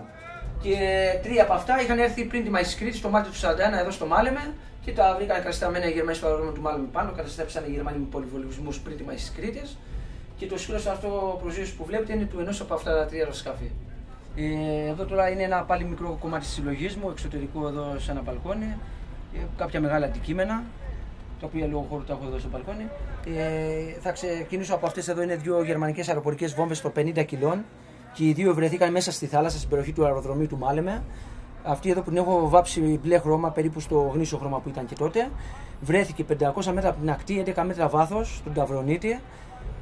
Είχε σκάσει ο πυροκροτητής, αλλά είχε ακόμα μέσα τη γόμωση και έπαιρνε ακόμα φωτιά η γόμωση μετά από 50 χρόνια μέσα στο νερό. Την αφαίρασα βέβαια, την αμοβόλησα από μέσα, την καθάρισα, την έβαψα. Και πολύ δύσκολο να τα ανασύρεις από το νερό. Ναι, αυτή τη σήκωσα με μπαλόνι στην επιφάνεια. Αυτή εδώ είναι μια πόρτα, η αριστερή πόρτα από γερμανικό ανεμοπλάνο DFS 230. Όπως βλέπετε ήταν πολύ ελαφριά κατασκευή από χαλιδοσολίνες. Γιατί ο πολλής κόσμος δεν τα γνωρίζει. Ναι, ήταν ελαφριές κατασκευές από χαλιδοσολίνες. Καλυμμένη άτρακτος από καραβόπανο και τα αυτιά ήταν εξ ολοκλήρου κατασκευασμένα από ξύλο με επικάλυψη κόντα πλακέ. 70 εξ αυτών των ανεμοπλάνων προσγειωθήκαν τα πρώτα λεπτά της μάχης Κρήτης στο βόρειο νόμο Χανίων, ούτε στο Ρέθνο ούτε στο Ηράκλειο, μόνο στα Χάνια προσγειωθήκαν. Και ήταν στην ουσία μια χρήση. Μετά η μάχη τα κάψανε οι Γερμανοί και απομείνανε μόνο τα μεταλλικά τμήματά τους. Και μετά βέβαια τα κόψαν οι δικοί μας, τα κατακόψαν και τα κάνανε ως περιφράξεις, στηρίγματα στις κλιματαριές. Στα παλιά σπίτια, σε οροφές όπου χρειαζόταν τα βάζανε επισκευές κλπ. Εδώ μετά είναι κάποια γερμανικά βλήματα του ναυτικού πυροβόλου των 15 χιλιοστών, των 150 χιλιοστών. Άδεια βέβαια, άμα δείτε από μέσα το σηκώσω, είναι εξεβιδωμένη η τάπα από κάτω και έχει λείπει γόμωση. Είναι γύρω στις 40 κιλά το καθένα. Πολύ βαριά. Και έχω κι άλλα βέβαια, θα δείτε μέσα άλλα 2. Ωραία, πάμε και μέσα. Άλλα 2-3 πραγματάκια να σας δείξω, πολύ βασικά. Αυτά εδώ είναι οι χύτρες μαγειρέματος, στρατιωτικές χύτρες μαγειρέματος ταχύτητας του γαλλικού στρατού. Περίοδου κατασκευής 1920 έως 40, είναι πολλών διαφορετικών ημερομηνιών. Έχω πάρα πολλές, γύρω στις 6, αλλά εδώ στο Γαλατά έχω δει στα 100. Αυτές τώρα τις πήραν οι Γερμανοί ελάφυρα από την κατάρτιση της Γαλλίας, τις χρησιμοποιούσαν και βάζανε επίσης και μπαρούθια μέσα. Λοιπόν, ξεσφραγίζει με έναν ιδιαίτερο τρόπο, όπως βλέπετε γυρνάει αυτό. Είχε λάστιχο εδώ πέρα. Εδώ γύρω έχει λάστιχο, στην αυλή είναι αεροστογές, είναι κατασκευασμένες από μπρούτζο. Μαγεία επίσης τα λέγαμε. Ναι, αυτή εδώ είναι μπρούτζινη. Μπρούτζινη, απλά έχει νερό τώρα. Ωραία, κατάλαβα. Έχει παρηγρασία. Κλείνει με ένα ιδιαίτερο τρόπο, έχει μια εγκοπή εδώ, τη βλέπετε. Κλείνει και μετά γυρνάει, σφραγίζει και βάζουν και το ασφάλεια εδώ τον πύρο διαμπερές, ώστε να μην γυρίσει το χερούλι από την πίεση που είχε μέσα κατά το βράσιμο. Αυτή εδώ είναι η βρετανική χύτρα ταχύτητας μαγειρέματος. Μαγειρεύανε για ολόκληρο λόγο εδώ μέσα. Εδώ, αν δείτε τα μπρούτζινα χερούλια, εδώ κάτω έχει 10 του 1938 ημερομηνία κατασκευής. 1938, ναι, το βλέπω. Και εδώ επίσης το χερούλι και το κάθε απάτριο της χύτρας έχει ένα βελάκι. Εδώ και εδώ. είναι το έμβλημα του Βρετανικού Υπουργείου Πολέμου, του War Department, και το έχουν εκτυπημένο αυτό το βελάκι όλα τα βρετανικά πολεμικά είδη. Από τα κράνη μέχρι τα τουφέκια, μέχρι τις εξαρτήσεις κανάβινες, τα οποία το έχουν με κατράμι βέβαια εκτυπημένο πάνω. Όλα τα βρετανικά πολεμικά είδη έχουν εκτυπημένο αυτό εδώ το βελάκι. Είναι το έμβλημα του Βρετανικού Υπουργείου Πολέμου. Τι άλλο θα σας δείξω, και είναι ένα καλάθι από γερμανική μοτοσυκλέτα, το Baywagen 38, το οποίο το φορούσε η γερμανική BMW Euro 12 και η Zuda P600. Εδώ πέρα είναι ο σκελετός από τη Zuda P600, την οποία την έχω σχεδόν ολόκληρη. Είναι μία από τις δύο σωζόμενες όλη την Κρήτη αυτή τη στιγμή. Οπότε κάποια στιγμή θα τη μοντάρεις. Ναι, κάποια στιγμή θέλω να επισκευάσω το σκελετό μόνο και μετά την συναρμολογώ επί τόπου. Είναι ένα project δηλαδή. Είναι μια επισκευή μπροστά στο λαιμό και εδώ πίσω. Αυτά τα κομμάτια που είναι κομμένα υπάρχουν και ημιτασιόν, βέβαια κάποιο αντίτιμο. Και θα την επισκευάσω και μετά θα κάτσω τα εξαρτήματα, την αμβολήσω, θα τη βάψω. Αυτή εδώ τώρα χρησιμοποιήθηκε κατά τη μάχη της Κρήτης από τους Γερμανούς αλεξιπτωτιστές, η Zuda P600, γιατί υπήρχε η Zuda P750. Ήταν και οι δύο μποξέρ κινητήρας, όπως και η BMW Euro 12 και η Euro 75, 750 κυβικά και οι δύο με μποξέρ κινητήρα, θα τις δείτε μέσα, τις έχω και τις δύο. Και εδώ είναι η βάση του καλαθιού που έμπαινε μόνο στη Zuda P600. Εδώ θα δείτε κάτι τελευταίο, είναι δύο πολυβόλα 50. Αυτά εδώ τα δύο 50 είναι αμυντικά πολυβόλα από ένα βρετανικό τετρακινητήριο βομβαρδιστικό, P24 Liberator, αμερικάνικης κατασκευής, το οποίο συνετρίβει στα μαύρα γκρεμνά στην Ανόπολη, στα Σφακιά, στα Λευκάουρη δηλαδή. Στη Μαδάρα που είναι. Ναι, είναι ένας γκρεμός 2.000 μέτρα ύψος κάθετος, μαύρο χρώμα που λέγεται μαύρα γκρεμνά. Αυτό το αεροσκάφος συνετρίβει εκεί, 22 Νοεμβρίου του 1945 μετά τον πόλεμο. Ήταν σε πτήση μεταστάθμευσης από την Παλαιστίνη στην Αγγλία. Μάλιστα. Και δεν είδαν το βουνό και την παίξαν εκεί πέρα. Σκοτωθήκαν και τα 7 μέλη του πληρώματος. Μετά από 2 μέρες πήγε η Βρετανική ομάδα διάσωσης και μάζεψε τους νεκρούς και τους έδαψε. Αλλά βέβαια λόγω του δύσβατου του εδάφους, ούτε μουλάρι δεν πάει εκεί πέρα. Τα μεγάλα κομμάτια του αεροπλάνου μείναν εκεί πέρα. Εγώ σε έρευνα που έκανα εκεί στο σημείο με το μάτι, χωρίς μια ανιχνεύτη μετάλλων, γιατί είναι σκορπισμένα σε μεγάλη περιοχή εκεί τα συντήμια του αεροσκάφους. Βρήκα τα δύο πολυβόλα αυτά εδώ, τα κατέβασα, τα κοβαλούσα 2 μέρες του κάθε ένα στην πλάτη μου, στους ώμους και ζυγίσει 40 κιλά το καθένα. Απίστευτη προσπάθεια και. Τα λυπήθηκα να τα αφήσω, ήταν λίγο συλλεκτικά. Ένα μεγάλο μπράβο δηλαδή, πραγματικά.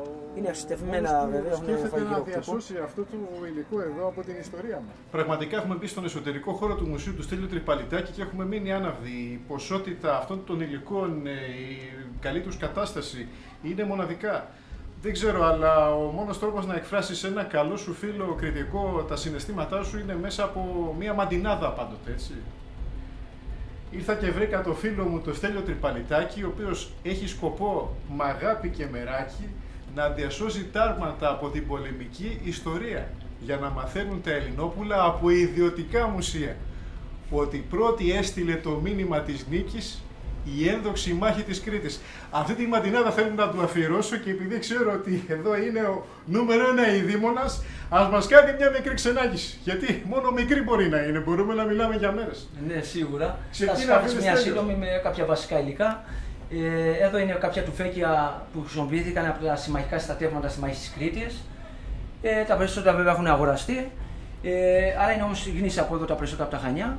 Εδώ είναι κάποια κράνη Γερμανών αλεξιπτωτιστών. Αυτό εδώ είναι το κράνος του Γερμανού υπολογαγού Σίμκατ που του σκοτώθηκε στη μάχη του Γαλατά στις 20 Μαΐου του 1941. Αυτή εδώ η βολή που βλέπετε τον έχει σκοτώσει, η τρύπα. Εδώ είναι η οποία εισόδου και η οποία εξόδου του βλήματος. Ναι. Γνωρίζουμε βέβαια με τα βεβαιότητα ότι ανήκει σε αυτό το κράνος, διότι υπάρχει σε δύο γνήσιες δημοσίευτες φωτογραφίες το ίδιο κράνος. Και φαίνεται αυτή εδώ η πλευρά του κράνους και είναι η ίδια τρύπα στο ίδιο σημείο. Και στη μια από τις δύο αυτές φωτογραφίες που ανήκουν σε προσωπικά άλμπουμ Γερμανών αλεξιπτωτιστών, διαβάζει κανείς το όνομα του σκοτωμένου στο ξύλινο σταυρό, υπολογαγός Σίμκατ. Lieutenant Σίμκατ. Είναι κάτι το οποίο ναι. ταυτοποιήθηκε στο Γαλάτσο. Τα περισσότερα βέβαια από αυτά τα κάνουν μετά η μάχη της Κρήτης, μετά τον πόλεμο κυρίως τα κάνανε οι κριτικοί ως ταΐστες για κουνέλια, για κατσίκες, για τις κότες, φαγητό, νερό και βέβαια στις αγλάστρες. Και καταστραφήκαν τα περισσότερα, αλλά σήμερα είναι πάρα πολύ σπάνια. Εγώ έχω 5 από αυτά και τα ετοιμάζουμε και για έκτο. Εδώ έχει τη φέκια Enfield. Το Enfield το P14, το ελληνικό Mauser της βέλγικης κατασκευής του 1930. Αυτό εδώ είναι το ιταλικό καρκάνο, το κοντόκανο με την πλάνο ξυφολόγχη. Αυτό εδώ ήταν το πολυπληθέστερο λάφυρο του ελληνικού στρατού στην Αλβανία το 1940. Τόσο πιστοχωρούσαν οι Ιταλοί. Ναι, ο ελληνικός στρατός λόγω των νικηφόρων μαχών είχε πάρα πολλά τέτοια λάφυρα, είχε πιάσει χιλιάδες αιχμαλώτους Ιταλούς και οι περισσότεροι είχαν αυτό εδώ το φέκιο. Και το κλασικό Enfield, το αγγλικό βέρος, ναι, του Πρώτου Παγκοσμίου Πολέμου και μέχρι το δεύτερο χρησιμοποιήθηκε. Αυτό ήταν το τουρκικό Mauser, το υπόδειγμα του 1903, υπόδειγμα, το οποίο ήταν κυρίως λάφυρα από τους Βαλκανικούς πολέμους αυτά τα τουφέγια, αλλά βέβαια και από τη Μικρασιατική εκστρατεία. Αυτό ήταν το ελληνικό Μάρχη Σενάουερ, το οποίο βέβαια έχουν κοντίνει τα ξύλα, κάποια στιγμή θα αναπαλαιωθεί πλήρως. Χειροβομβίδες εγγλέζικες, ιταλικές, βλήματα όλμων εδώ εγγλέζικα. Αυτά εδώ τα βλήματα όλμων βρεθήκαν με ανιχνευτή μετάλλων πριν κάποια χρόνια στον Πλατανιά, σε ιδιωτική περιουσία φίλου κατά τη διάρκεια εργασιών. Είχαν ζευγαρίσει το χωράφι, βρήκε ο τρακτεριτζής 3 τέτοια και ένα μεγάλο των 3 ιντσών και με καλέσανε. Πήγα εκεί με τον ανιχνευτή μετάλλων, τον οποίο τον είχα πάρει από του φίλου μου εδώ του Κυρίτσι, τον παλιό μοντέλο, ότι ο MPX Digital ήταν. Ότι ένας ειδήμος σαν και εσένα χρησιμοποιεί μηχανήματα της δικιάς μας αντιπροσωπείας. Είχες πάρει το MPX Digital και πριν από... Το οποίο μου βγήκε πολύ καλό σε βάθος. Και πριν από 1,5 χρόνο επέλεξες να αγοράσεις τον Quest X5, τον οποίο είδαμε τώρα και σε δράση. Πες μου 2 λόγια για την επιλογή σου για το μηχάνημα, για τη γνώμη σου, πώς το αξιολογείς. Καταρχήν πήρα τον Quest 5, γιατί ήταν σε μια καλή τιμή, από ό,τι τον είχα δει και σε έναν φίλο και σε έναν ξάδερφο που τον είχαν ήδη. Ήταν πολύ αποτελεσματικός, πολύ καλό βάθος, πολύ ελαφρύς, αλλά ένα πάρα πολύ βασικό πλεονέκτημα. Δεν παίρνει μπαταρία, είναι επαναφορτιζόμενος και κρατάει έχει μεγάλη διάρκεια ζωής η φόρτιση. Μπορεί ο Στέλιος ο Τριπαλιτάκης γιατί εγώ όταν πηγαίνω εξορμήσεις δεν μπορώ να βαστάω τώρα 3 και 4 ζευγάρια μπαταρίες 9V ή άλλες που παίρνουν οι άλλοι ανιχνευτές και να αλλάζουν συνέχεια μπαταρίες, γιατί εγώ συνήθως πάω και 4 και 5 και εβδομάδα ολόκληρη καμιά φορά στα βουνά. Βεβαίως. Και ψάχνω και εντάξει, δεν μπορώ να κρατώ τώρα 100 μπαταρίες. Μας τιμά ιδιαίτερα λοιπόν που ένας επαγγελματίας σαν και εσένα επιλέγει τα μηχανήματά μας και τα αξιολογεί έτσι θετικά. Έχει βγει πολύ καλό, έχει βγει πολύ αποτελεσματικό, αξιόπιστο και στο είδος του μετάλλου που ανιχνεύει και στο βάθος και στην ευαισθησία και βέβαια πολύ μικρό βάρος και μεγάλη διάρκεια ζωής της μπαταρίας. Πολύ ωραία. Θέλω να προχωρήσω και σε κάτι άλλο. Θα πω για αυτά εδώ τα βλήματα όλμου, ότι όταν με κάλεσε μετά το τρακτεριτζής είχε βγάλει ήδη 3 τέτοια των 50 χιλιοστών και ένα μεγάλο των 75 χιλιοστών. Βέβαια, όταν βρεθήκαν ήταν ενεργά. Πήγα εκεί με το μηχάνημα. Του λέω που βρεθήκαν, μου δείχνει εκεί μια μικρή περιοχή. Ψάχνω και μετά από 5 περίπου λεπτά του λέω: εδώ έχει ανιχνεύσει κάτι μεταλλικό, κάτι σιδερένιο αντικείμενο. Πολύ μεγάλο και πολύ βαθιά. Ξεκινάω και σκάβω και στους 50 πόρους ξεκίνησα και έβγαζα τα βλήματα αυτά εδώ. Τα οποία βέβαια ήταν ενεργά στην αρχή, αλλά εγώ τα απενεργοποίησα όλα και τα 110. 60 τέτοια βρεθήκαν συνολικά και 50 τα μεγαλύτερα αυτά εδώ των 3 ιντσών ή 75 χιλιοστών.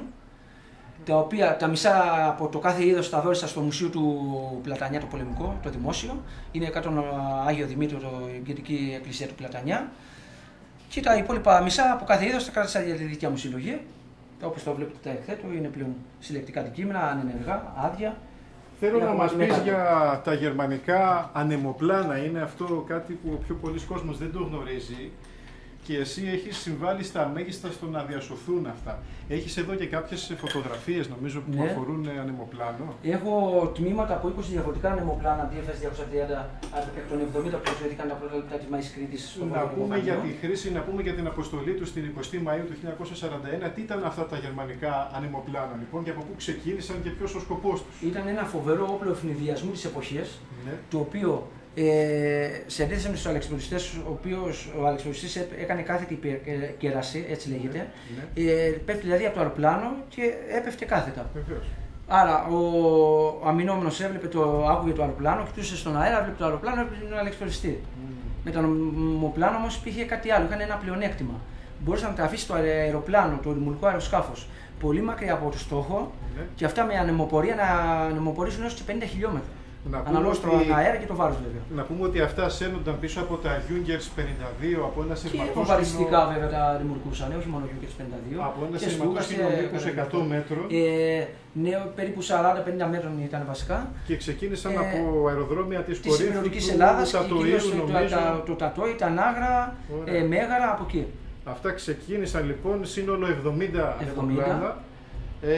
Και όταν πλησίασαν δηλαδή στις ακτές της Κρήτης, αποσύμβασαν πάνω από τους στόχους, τα απαγιστρώσαν τα δημιουργικά αεροσκάφη. Ναι. Μάλλον οι πιλότοι μέσα από το αεροπλάνο το απαγιστρώνανε με ένα ειδικό μοχλό. Βεβαίως. Αυτά μετά κάνανε σπυροειδή βύθιση, ναι, και προσγειωνόντουσαν στους αντικειμενικούς σκοπούς, στο στόχο και κοντά στο στόχο, να τον καταλάβουν. Βέβαια, ο τρόπος και το σύστημα προσγείωσής τους δεν ήταν το ιδανικό για το έδαφος εδώ της Κρήτης. Ένα πολύ αναμονό το έδαφος της Κρήτης. Είχαμε και πολλά στα βράχια, ασχοληθήκαν οι επιβαίνοντες. Επίσης, να τονίσω εδώ ότι κατά την πτήση στην Κρήτη, πάνω από την Αίγινα έσπασε το σειρματόσκηνο ρημούλκησης του ανεμοπλάνου στο οποίο επέβαινε ο υποστράτηγος Σούσμαν. Ο αντιστράτηγος Σούσμαν ήταν η μεγαλύτερη διοικητικά απώλεια στη μάχη της Κρήτης, πριν καλά ξεκινήσει η μάχη της Κρήτης. Κακή επιλογή των Γερμανών να βάλουν αντιστράτηγο, δεν ξέρω αυτό το πράγμα. Αν ήταν... Αυτό το γεγονός τι είχε γίνει, ήταν δύο περιστατικά συνέβησαν μαζί, τα οποία είχαν ως αποτέλεσμα αυτό το πράγμα. Αλλάξαν τελευταία στιγμή τον έμπειρο πιλότο του ανεμοπλάνου, τον αντικαταστήσαν με ένα αξιωματικό, αλλά ο προηγούμενος όμως βέβαια ήταν πιο έμπειρος στα πτήση ανεμοπλάνο, και είχαν παραφορτώσει το ανεμοπλάνο. Κάτι βέβαια που του επέτρεψε ο πιλότος, ο οποίος δεν ήταν και ο έμπειρος, που ήταν ο προηγούμενος. Ήταν η μεγάλη τους απώλεια και υπήρχε και κάποιο άλλο το οποίο... Και μετά με αυτά τα δύο γεγονότα, συν το γεγονός ότι πέρασε ένα καταδιοκτικό αεροσκάφος πολύ κοντά από το ανεμοπλάνο αυτό, του Σούσμαν, με τη δύναμη, με την πίεση των ελίκων του καταδιοκτικού αεροσκάφους, έσπασε το σειρματόσκηνο ρημούλκησης, έκοψε και το ένα φτερό και έπεσε στο βιλιζόμενο στην Αίγινα, όπου σκοτωθήκαν όλοι οι επιβαίνοντες. Ο υποστράτηγος Σούσμαν ήταν να προσγειωθεί με τον ανεμοπλάνο του στην κοιλάδα των φυλακών Αγιάς, δίπλα στο Γαλατά, εδώ νότια του χωριού. Τελικώς προσγειωθήκαν στην κοιλάδα των φυλακών Αγιάς μόνο 4 ανεμοπλάνα. Το πέμπτο, ο υποστράτηγος Σούσμαν έπεσε στην Αίγινα, διαλύθηκε βέβαια, ασχοληθήκαν όλοι οι επιβαίνοντες. Και βέβαια δεν είχαν, στην ουσία ήταν ακέφαλη η διοίκηση των Γερμανών. Δεν είχαν ανώτατο η διοίκηση με το που ήρθαν εδώ στην Κρήτη. Τη διοίκηση την ανέλαβε ο ίδιος ο πτήραρχος Στουντέν την 25η του Μάη που προσγειώθηκε στο Μάλινο. Και για 20 από τα 70 έχεις διασώσει κομμάτια, μάλιστα. Κομμάτια της Απράτους, πόρτες, πιλωτήρια. Θαλάσσης, έτσι. Βρήκα ένα το οποίο αρνούνταν μέχρι προ 4 χρόνια, μέσα στη θάλασσα, στην άκρη του ακροτηρίου Σπάθα. Στην ίδια περιοχή προσγειώθηκε άλλο ένα στην Ξηρά όμως, τα οποία αυτά τα δύο ανεμοπλάνα αφήσαν τον γκρουπ νωρίτερα, πολύ πρόωρα, ήταν να προσγειωθούν νότια της πόλης των Χανίων. Ανήκαν στον πρώτο λόγο του συντάγματος εφόδου, ο οποίος πρώτος λόγος τελικώς προσγειώθηκε με 9 ανεμοπλάνα νοτίως της πόλης των Χανίων. Ο διοικητής, ο υπολογαγός Γκέντς, θεωρείται ως ο πρώτος επίσημα Γερμανός στρατιώτης που πάτησε το πόδι του στην Κρήτη. Οι δυο του αδελφοί σκοτωθήκαν εδώ στην Κρήτη, ο ένας στο Ακροτήρ και ο άλλος εδώ στο Γαλατά. Υπήρχε αντίστοιχη περίπτωση με τους 3 αδελφούς Μπλίχερ που σκοτωθήκαν στο Ηράκλειο. Το περιστατικό με τους αδελφούς Γκέντς και τους αδελφούς Μπλίχερ ήταν η αιτία που ο Χίτλερ μετά το τέλος της μάχης της Κρήτης διέταξε να μην ξαναλάβουν αδέλφια μέρος στην ίδια επιχείρηση. Αυτή ήταν η αιτία, αυτοί οι δύο περιπτώσεις με τους αδελφούς Γκέντς και τους αδελφούς Μπλίχερ. Επίσης θέλω να μας πεις για κάποιο άλλο. Ο υπολογαγός Γκέντς, να πω, ήταν μετά τον πόλεμο ο διοικητής του μεταπολεμικού γερμανικού στρατού. Μάλιστα. Το ανεμοπλάνο αυτό στη θάλασσα το βρήκα τυχαία προ 4 χρόνια, ενώ ήξερα την τύχη του, ενώ ήξερα ότι είχε πέσει κάπου προφανώς στη θάλασσα, γιατί δεν είχε βρεθεί δεύτερο ανεμοπλάνο εκεί στην Ξηρά στην ίδια περιοχή. Ήξερα από την αρχή ότι οι δύο ανεμοπλάνα είχαν εξειδωθεί πρώτα από τα δημιουργικά αεροσκάφη, μόνο το ένα είχε βρεθεί στην Ξηρά το 2007. Το δεύτερο το βρήκα μέσα στη θάλασσα με όλο τον εξοπλισμό των επιβενών των Γερμανών. Από εκείνο σωθήκανε 2 Γερμανοί, οι άλλοι 8 αγνοούνται ακόμα πνιγήκανε. Και βέβαια εγώ δεν βρήκα οστάκι στο σημείο του ναυαγίου, γιατί προφανώς μετακινηθήκαν από τα κύματα. Το ανεμοπλάνο σάπισε πάρα πολύ γρήγορα λόγω της ελαφριάς κατασκευής του μέσα στο βυθό. Εγώ βρήκα κάποια μεταλλικά κομμάτια του ανεμοπλάνου, χοντρά μεταλλικά, κάποια ντουραλουμινένια κομμάτια και βέβαια προσωπικό εξοπλισμό και πυρομαχικά. Τα οποία κτίζονται εκεί σε ybroθήκη που βλέπετε εκεί. Μάλιστα, κάνεις και ανακατασκευή των πίνακα οργάνων και αγοράζεις πάλι. Ο πίνακας οργάνων ανακατασκευάστηκε με σχέδια που σταθήκαν από Αυστρία. Ακριβή σχέδια με διαστάσεις και Τα σχέδια φτιάχτηκε με υδροκοπή laser, ίδιο πάχος αλουμίνιο που ήταν και ο κανονικός, και τον συμπληρώνω με γνήσια όργανα, τα οποία τα αγόραζα από το εξωτερικό βέβαια. Τα ίδια που είχε και τότε. Εδώ θα σας δείξω είναι η σβάστηκα από το κάθετο σταθερό, από το Junkers 87 Stuka καθέτο φορομίσιο βομβαρδιστικό, το οποίο καταρρίφθηκε κατά την Βρετανική οπισθοχώρηση προς την περιοχή των Σφακίων μέσα στο φαράγγι της Σύμπρου. Του είχε καταρρίψει από ό,τι λένε ένας Νεοζηλανδός με οπλοπολιβόλο Μπρεν. Έχω αρκετά κομμάτια του αεροσκάφους, έχω βρει το ακριβές σημείο συντριβής. Εδώ είναι η μισή σβάστηκα από το κάθετο σταθερό της ουράς. Επίσης στην ίδια περιοχή είχε πέσει και ένα γερμανικό διοικητήριο καταδιοκτικό μέσα με 110, το οποίο έχω και από κύριο κομμάτια. Έχω εκεί τον κύλινδρο, το ένα πολυβόλο εδώ το MG17. Και να μιλήσουμε και για εκείνο το ανεμοπλάνο που έπεσε στα Αντικήθυρα. Βεβαίως. Και το οποίο και αυτό έχει σκοπό να το αναζητήσεις, να... Ναι, σαν απόδειξη δηλαδή αυτών των αναφορών που έχεις αμέσως επόμενες μέρες θα είμαι στα τη Γερμανία που κυνηγάς και τις αναφορές. Όταν έψαχνα την ταυτότητα των δύο ανεμοπλάνων του ενός τότε του 2007 που βρήκα στη Σπάθα, έπεσα και έψαξα, πέσαν στα χέρια μου πολλές αναφορές εκεί στην αναζήτησή μου. Βρήκα πολλές αναφορές από βιβλία, από προσωπικές μαρτυρίες κλπ. Και βρήκα μία αναφορά που έλεγε ότι ένα γερμανικό ανεμοπλάνο με επικεφαλή στον αρχιλοχεία ΣΕΕΛ απακιστώθηκε πρόωρα από το ανεμουλικά αεροσκάφη και προσγειώθηκε λέει, στο νησί Αντικρέτα. Είχαν κάνει λάθος. Και ενωθήκαν αυτοί οι Γερμανοί με τους υπόλοιπους του λόγου του στο Μάλεμε στις 24 του Μαΐου του 1941. 4 μέρες λέει δηλαδή μετά. Έπεσαν στα Αντικήθυρα, αλλά. Με το να το διαβάσω αυτή την αναφορά, ναι, δεν επί τόπου από μέσα μου λέω δεν υπάρχει νησί Αντικρέτα στην Ελλάδα. Υπάρχει όμως νησί Αντικήθυρα. Λοιπόν, μέχρι πριν από μερικές μέρες έπεσε δεύτερη αναφορά στα χέρια μου, για το οποίο την έστειλα εγώ στη Γερμανία σε ένα ειδικό φίλο που είναι ειδικό σε αυτό το σύνταγμα εφόδου, έχει πολλές πληροφορίες και έψαξε και βρήκε δεύτερη αναφορά για το συγκεκριμένο ανεμοπλάνο του αρχιλοχεία ΣΕΕΛ και μου είπε, μου απαντάει ότι το συγκεκριμένο ανεμοπλάνο υπάρχει αναφορά στα χέρια μου ότι έσπασε το σηματόσκηνο ρημούλκι στις 6:30 το πρωί και προσγειώθηκε σε ένα νησί 30 χιλιόμετρα βορείως της Κρήτης. 20 Μαΐου 1941 και έπεσε σε ένα νησί βορείως της Κρήτης. 30 χιλιόμετρα βορείως της Κρήτης. Οπότε ταυτοποιείται με την πρώτη αναφορά που είχα εγώ ότι είναι τα Αντικήθυρα.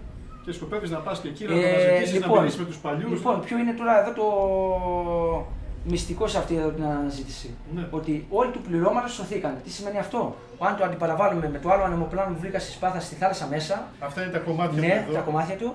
Το οποίο προσγειώθηκε πάρα πολύ κοντά στα βράχια της ακτής, γύρω στα 15 μέτρα απόσταση από τα βράχια. Σωθήκαν μόνο οι δύο Γερμανοί. Οι άλλοι 8 πνιγήκανε. Γιατί δεν είχαν ισοσύβια στα ανεμοπλάνα, ούτε φυσικά λεξίποτα. Και είχαν όλο τον εξοπλισμό πάνω τους και με το βάρος αυτού του εξοπλισμού πήγαν στον πάτο. Δεν προλάβαν να κολυμπήσουν, ήταν στενά μέσα στο ανεμοπλάνο, ήταν ο ένας πίσω από τον άλλο και δεν προλάβαν να βγουν. Και αν δεν προλάβαν να βγάλουν τον εξοπλισμό από πάνω τους, πήγαν κατευθείαν στον πάτο. Πνιγήκανε. Αυτοί οι 8 αγνοούνται ακόμα από ό,τι μου είπαν στη Γερμανία, μου στέλνουν τα ονόματά τους, του συγκεκριμένου ανεμοπλάνου του αγνοούμενους και βέβαια τα ονόματα των δύο επιβαίνοντων. Εδώ υπάρχει φωτογραφία του ενός από τους δύο επιβαίνοντες που σωθήκανε.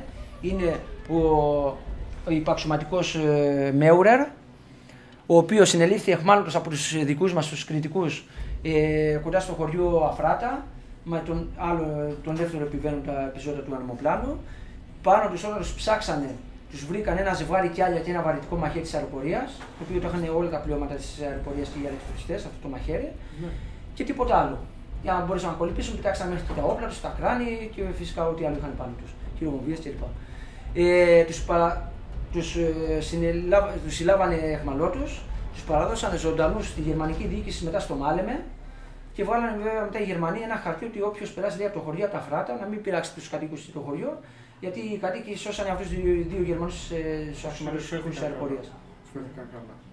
Είχαμε δηλαδή και πολλά περιστατικά τα οποία έρχονται σε αντίθεση με τα όσα έγραψε ο συγγραφέας ο Γερμανός ο Ρίχτερ που λέει ότι οι κριτικοί ήταν πολύ βάρβαροι και οι Γερμανοί υποτικός λαός κλπ. Έχουν πολλά περιστατικά τα οποία κυρίως αφορούν αεροσκάφη που οι κριτικοί περιθάλψαν τους Γερμανούς τα πληρώματα αυτών των αεροσκάφων που ήταν τραυματισμένοι και τους παραδώσαν φυσικά ζωντανούς και δεν τους σκοτώσαν, έτσι. Και υπολογίζεις και στο άμεσο μέλλον να κάνεις και την έρευνα και στα Αντικήθυρα. Ναι, σίγουρα. Τις επόμενες μέρες, οπότε αν έχουμε έστω και κάποιο εξάρτημα του ανεμοπλάνου, θα αποδεικτεί η όλη ιστορία ότι όντως το ανεμοπλάνο αυτό Έχουμε προσγειώθηκε κάτι στα αυτό αντικείμενα. εκτός από τις αναφορές πλέον. Έτσι. Σίγουρα. Εδώ είναι τα κομμάτια και από το ανεμοπλάνο που βρέθηκε μέσα στο νερό. Εδώ είναι από το άλλο που προσγειώθηκε στη Σπάθα στην Ξηρά, στην άκρη του ακροτηρίου Σπάθα. Και εδώ βλέπετε τον ίδιο τομέα του ανεμοπλάνου, τα αναπληρώμενα καθίσματα των επιβαινόντων. Από εδώ περνούσε η ζώνη ασφαλείας, από εδώ πέρα. Φαίνεται εδώ το κομμάτι που περνάει η ζώνη ασφαλείας στο πορπάκι. Και εδώ είναι το αναπληρώμενο κάθισμα. Εδώ έχει ένα μαλακό υλικό για να κάθονται να μην πληγωθούν. Δεν μπορούσα να αντέξω να μην το κάνω αυτό τώρα. Αυτό είναι ένα βρετανικό του Φέκη Λιένφιλντ, φυσικά απενεργοποιημένο, του 1916 κατασκευής, αλλά βέβαια χρησιμοποιήθηκε στο Δεύτερο Παγκόσμιο Πόλεμο. Είναι άριστο και το κλίστρο του Είναι και το κλεισιοσκόπιο. το κατεξοχήν όπλο που χρησιμοποίησαν οι συμμαχικές δυνάμεις στη μάχη της Κρήτης. Είναι άριστο. Να τονίσω ότι στην εκκλησία των Κομιτάδων, κάτω στα Σφακιά, βρήκαν οι Σφακιανοί γύρω στα 7.000 τέτοια τουφέκια μαζικά καμένα. Είχαν απομείνει μόνο τα μεταλλικά μέρη τους, τα οποία τα είχαν εξιστεύσει οι Άγγλοι για να μην πέσουν στα χέρια των Γερμανών ανέπαφα. Τα χρησιμοποιήσουν τα Γερμανοί. Και αυτά ανήκαν αυτά τα 7.000 τουφέκια στους 7.000 συμμάχους στρατιώτες που συνελήφθησαν αιχμάλωτοι από τα γερμανικά στρατεύματα στη συγκεκριμένη περιοχή. 7.000 μαζί με Έλληνες είχαν κάνει ένα στρατόπεδο συγκέντρωση για τους Εδώ Ελλήνες. στους Αγίους Αποστόλους, στο Γαλατά κοντά. 10.000 ατόμων δηλαδή. Μαζέψαν όλους τους αιχμαλώτους από όλη την Κρήτη. Φαντάσου. Και μετά τους πήγαν εν καιρό στην υπηρετική Ελλάδα με πλοία και μετά με τρένα στην Αυστρία, σε στρατόπεδα αιχμαλώτων στην Αυστρία.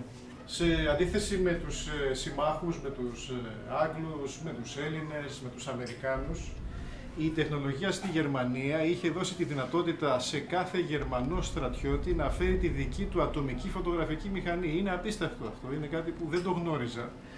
Ένα δείγμα φωτογραφικής μηχανής που μπορούσε να έχει, που είχαν οι περισσότεροι μια φωτογραφική μηχανή οι Γερμανοί στρατιώτες, είναι αυτή εδώ. Για πες μας δύο λόγια για αυτή την φωτογραφική μηχανή. Καταρχήν να πω ότι η μάχη της Κρήτης θεωρείται ότι είναι ίσως μια από τις πιο πολυφωτογραφημένες επιχειρήσεις των Γερμανών στο Δεύτερο Παγκόσμιο Πόλεμο. Αυτή εδώ η φωτογραφική μηχανή είναι αυστριακής κατασκευής Sertix του 1935. Λειτουργεί ακόμα, λειτουργεί και ο χρονοδιακόπτης ακόμα. Βέβαια το φιλμ το τυλίζανε με το χέρι. Είναι πλήρως λειτουργική, απίστευτη. Ναι, υπήρχαν βέβαια, λέγεται τύπου φυσούνα αυτή εδώ η φωτογραφική. Ναι. Υπήρχαν πολλές εταιρείες που βγάζανε αυτά τα συγκεκριμένα είδη φωτογραφικές, όπως η Kodak, η Leica, η Voigtlander και πάρα πολλές άλλες εταιρείες. Ήταν πραγματικά πάρα πολλές. Η Γερμανία είχε μεγάλη βιομηχανική ανάπτυξη εκείνη την εποχή και σήμερα βέβαια.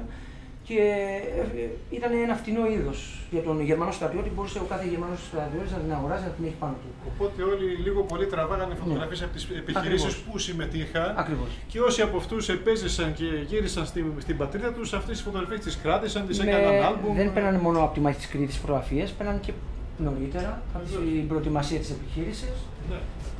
Πέρανε από τους καταβλισμούς. Πέρανε κατά τη διάρκεια της μάχης, αλλά πέρανε και μετά τη μάχη. Οπότε αυτά είναι σοβαρά ντοκουμέντα με λίγα λόγια. Υπάρχει ένας λόγος για το οποίο είναι πάρα πολύ σοβαρά ντοκουμέντα. Ποιος είναι αυτός? Ότι δεν ήταν λογοκριμένες αυτές τις φωτογραφίες, δεν ήταν από τους Γερμανούς πολεμικούς ανταποκριτές οι οποίοι πέρανε μόνο λογοκριμένες φωτογραφίες, δηλαδή φωτογραφίες που δεν δείχνανε νεκρούς στρατιώτες, δεν δείχνανε κατεστραμμένα αεροσκάφη, δεν δείχνανε κατεστραμμένο υλικό δικό τους. Ενώ οι φωτογραφίες του απλού στρατιώτη τα δείχνανε αυτά τα πράγματα. Και βέβαια μετά τον πόλεμο τις κάνανε προσωπικά άλμπουμ, σε εμφανίσανε, τις έχουν σήμερα οι απογόντους, οι παλαιοπόλεις στη Γερμανία. Και εσύ στέλνεις και σε αυτό το κομμάτι ακόμα αναζήτησες φωτογραφίες άλμπουμ σχετικά με τη μάχη της Κρήτης, μπήκες στη διαδικασία να ψάξεις, να αγοράσεις. Πες μας για αυτά. Λοιπόν, αυτές τις φωτογραφίες τις βγάζουν σε δημοπρασίες στο ίντερνετ. Διάφοροι παλαιοπόλεις στη Γερμανία, τις οποίες έχουν αποκτήσει από τους συγγενείς των βετεράνων. Τους απογόνους τους. Εγώ και άλλοι συλλέκτες εδώ στην Κρήτη, αλλά και γενικώς σε όλη την Ελλάδα, αγοράζουμε αυτές τις φωτογραφίες. Φυσικά, όταν μας έρθει η φωτογραφία γνήσια στο χέρι, την σκανάρουμε, την καθαρίζουμε. Καμιά φορά μπορεί να την εκτυπώσουμε και σε μεγάλο μέγεθος. Αυτό εδώ είναι το βιβλίο το οποίο το. Να μιλήσουμε για τη γραφική σου δράση εδώ. Αυτό ήταν ένα γεγονός λίγο αναπόφευκτο, ναι. Γιατί είχα ήδη τις φωτογραφίες στα χέρια μου και μετά από παρόντιση ενός φίλου που μου φτιάξει το εξώφυλλο, μου λέει γιατί τις κρύβεις ένα βιβλίο να τις δει και ο κόσμος. Παρά να τις βλέπεις μόνο εσύ.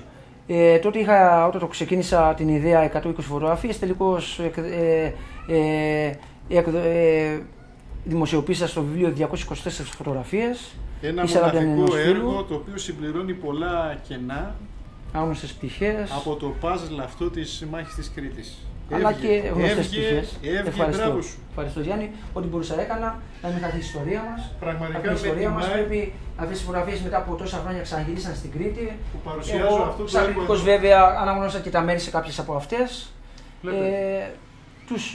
Τα πρόσωπα, τι δείχνει κάθε φωτογραφία κλπ. Μπράβο σου Στέλιο. Ίσως στο μέλλον να βάλουμε και κάποιο άλλο. Ετοιμάζω βέβαια και άλλα 2 βιβλία.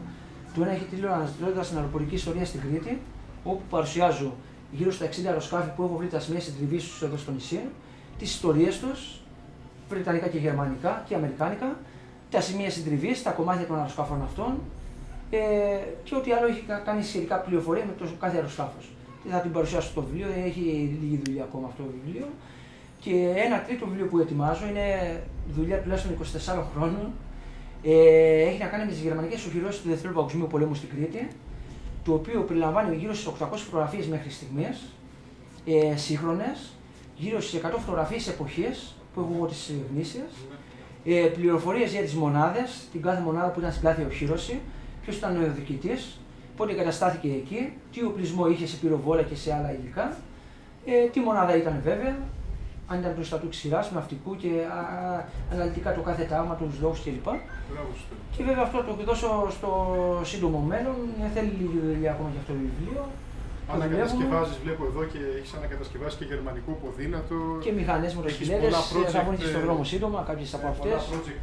Και εγγλέζικες και γερμανικές. Για να τα δείξουμε και αυτά έτσι. Βεβαίως. Θα ξεκινήσω από αυτή εδώ, είναι η BMW Euro 12. Να κάνουμε μια συνοπτική παρουσίαση. Εδώ είναι μόνο σκελετός και κάποια κομμάτια, αλλά είναι σχεδόν πλήρης αυτή η μοτοσυκλέτα και σχεδόν όλα γνήσια πάνω της. Έχουμε και το ποδήλατο. Θα βαφτεί στο σκούρο γκρι χρώμα που ήταν βαμμένες η BMW Euro 12 που ήταν μέσα στη μάχη της Κρήτης με τους Γερμανούς αλπινιστές. Παρακάτω είναι και η BMW Euro 75, αντικατέστησε την Euro 12 το 1941. Κάποιες κινητές εδώ από BSM 20 βρετανική. Που έχει ανασύρει από τη θάλασσα κάποια κομμάτια από ανεμοπλάνο.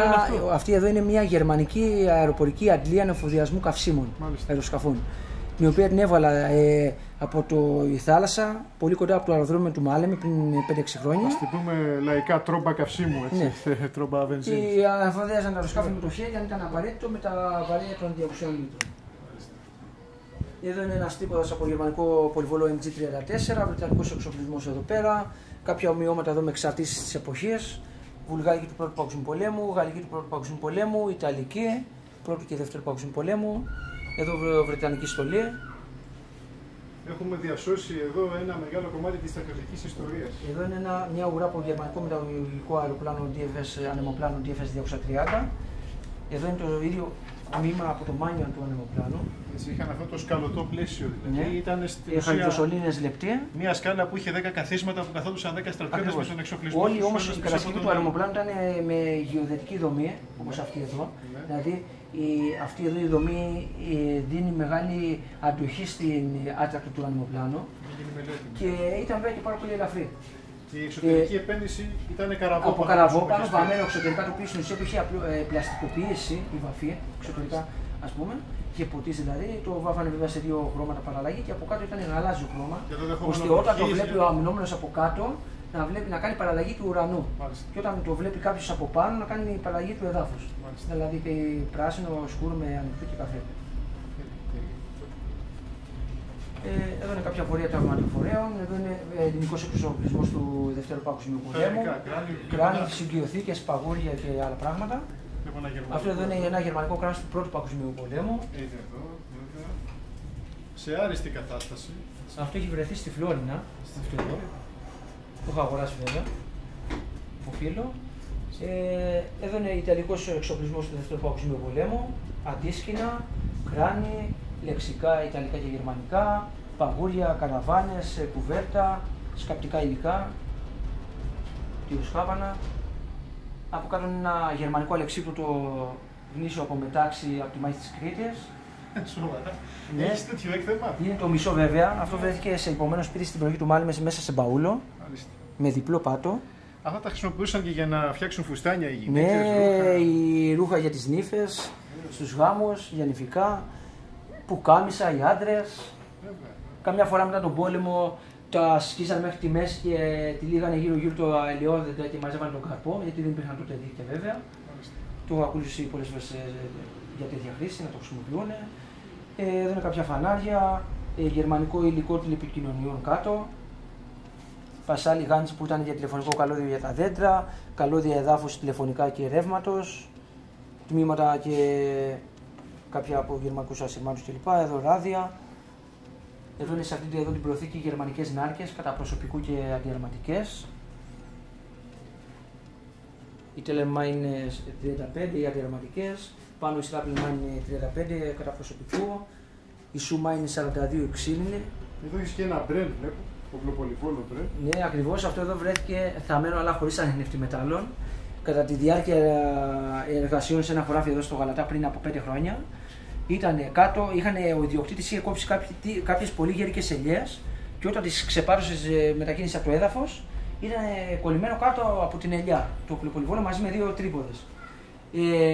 Προφανώς ήταν κάποιο χαράκωμα δίπλα στο ελαιόδεντρο, θα έρθει και από καμιά βόμβα κατά τη μάχη της Κρήτης.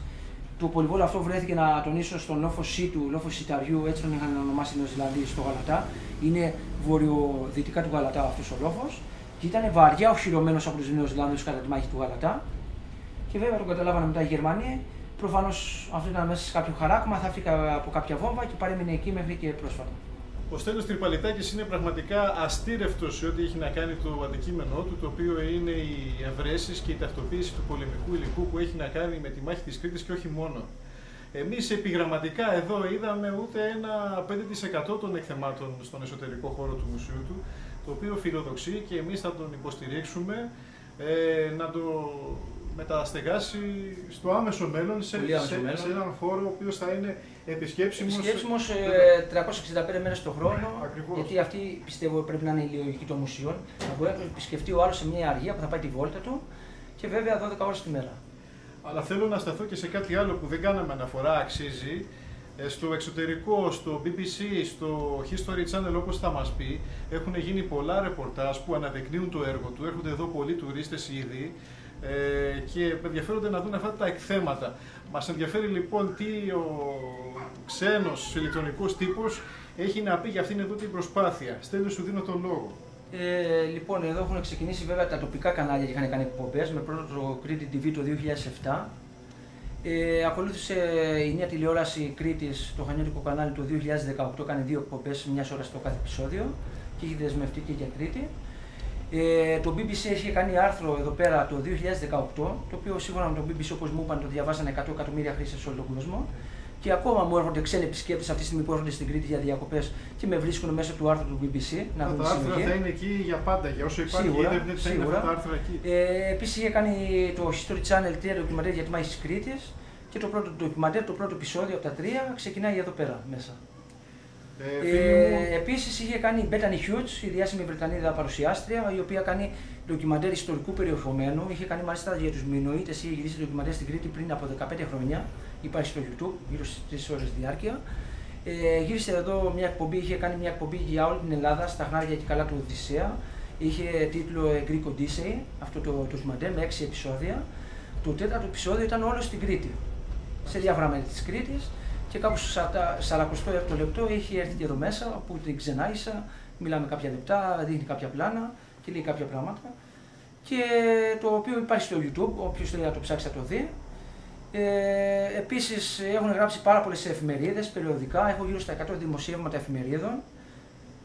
Γιατί έχω κάνει και πάρα πολλές εκθέσεις. Έχω κάνει εκθέσεις για τη μάχη της Κρήτης στην Κάντανο, γύρω στις 5, στο παλιό Αρσενάλι εδώ στα Χανιά, στο μεγάλο Αρσενάλι στα Χανιά και πρόσφατα είχα κάνει άλλη μια με άλλους συλλέκτες. Πιο παλιά στο παλιό Τελωνίο στα Χανιά, στο Ηράκλειο, στο Ρέθυμνο, στην Καβάλα έχω κάνει άλλες 5 εκθέσεις για τη μάχη της Κρήτης, σε χώρο του Δήμου της Καβάλας, όπου και με τίμησε και ο Δήμος Καβάλας για την προσφορά μου στα τουριστικά δρόμενα της πόλης. Και βέβαια ακολουθούν και άλλες εκθέσεις στο μέλλον και άλλα event, θα δούμε. Και πρέπει να το προβάλλουμε αυτό, γι' αυτό είμαστε εμείς εδώ σήμερα. Να πω για όλους τους φίλους που μας παρακολουθούν ότι θα ζητήσω όλα αυτά τα link από το Στέλιο Τρυπαλιτάκη για να τα βάλουμε κάτω στην περιγραφή του βίντεο, για να μπορέσετε να πάρετε μια πιο πλήρη εικόνα για το έργο του, να αναδείξουμε το έργο του. Ένα παιδί εδώ από τα Σφακιά, ένας αγνός κριτικός, ένας φίλος, ένας πατριώτης. Παλιά καταβολή από τα Σφακιά. Ένας πελάτης μου εδώ, από κόλλα για την επαρχία κοινωνία. Ο οποίος έχει αυτή την μεγάλη αγάπη εδώ που διασώζει την ιστορική μνήμη όχι μόνο για τους κριτικούς αλλά για όλους τους Έλληνες. Ένα μεγάλο ευχαριστώ για την ξενάγηση, ένα μεγάλο ευχαριστώ εδώ που μας δείχνηκες και πήγαμε εδώ στα όρη και κάναμε αυτή και την μήνυ εξόρμηση. Πραγματικά πολύ ωραία. Και αποθανατήσαμε και κάποια στιγμιότυπα για τα βιντεάκια εδώ του καναλιού μας, του καταστήματος Ανιχνευτές με το Άρον Κυρίτσι. Σε ευχαριστώ. Σίγουρα θα ζητήσουμε και φυσικά να ξαναέρθουμε εδώ και να κάνουμε και άλλα επεισόδια. Δεν γίνεται σε μια μέρα. Έτσι. Η Κρήτη θέλει πολλές μέρες να την γυρίσει κανείς. Έχει πολλά μέρη να πάρει, πολλά μέρη να δούμε. Ευχαριστούμε για την καλοσύνη σου που μας δέχτηκες, που μας ξενάγησες στο χώρο σου και για την εξόρμηση την οποία κάναμε. Να είσαι καλά, φίλε. Και εγώ ευχαριστώ που ήρθατε. Υπενθυμίζω ότι μπορείτε να εγγραφείτε στο κανάλι μας ανά πάσα στιγμή από το εικονίδιο το οποίο βλέπετε στο κάτω δεξί μέρος της οθόνης σας. Εμείς εδώ θα συνεχίσουμε να είμαστε άναυδοι και στον κόσμο μας για πολλές ημέρες με αυτά τα οποία είδαμε. Αλλά σίγουρα ήταν ένα επεισόδιο που άξιζε και πολύ διαφορετικό από τα άλλα. Ευχαριστούμε το Στέλιο Τρυπαλιτάκη. Να είστε καλά, ευχαριστώ και εγώ που ήρθατε. Και θα τα λέμε και συχνά. Βεβαίως. Και μια τελευταία σημείωση ότι μπορεί να μας βοηθήσει για οποιαδήποτε ταυτοποίηση έχει να κάνει με υλικό Δευτέρου Πρώτου Παγκοσμίου Πολέμου, ακόμα και παλαιότερα. Ο Στέλιος Τρυπαλιτάκης είναι εδώ και μπορεί να βοηθήσει τον οποιοδήποτε χομπίστα, ερευνητή εδώ στην Ελλάδα, αν έχει βρει κάποιο υλικό και δεν γνωρίζει τι είναι αυτό. Έστω ένα σειρματάκι, ένα κομμάτι εξάρτησης, οτιδήποτε. Έχουμε εδώ τον φίλο μας και η Δήμονα που μπορεί να μας βοηθήσει για αυτό το πράγμα. Ευχαριστούμε. Ευχαριστώ και εγώ.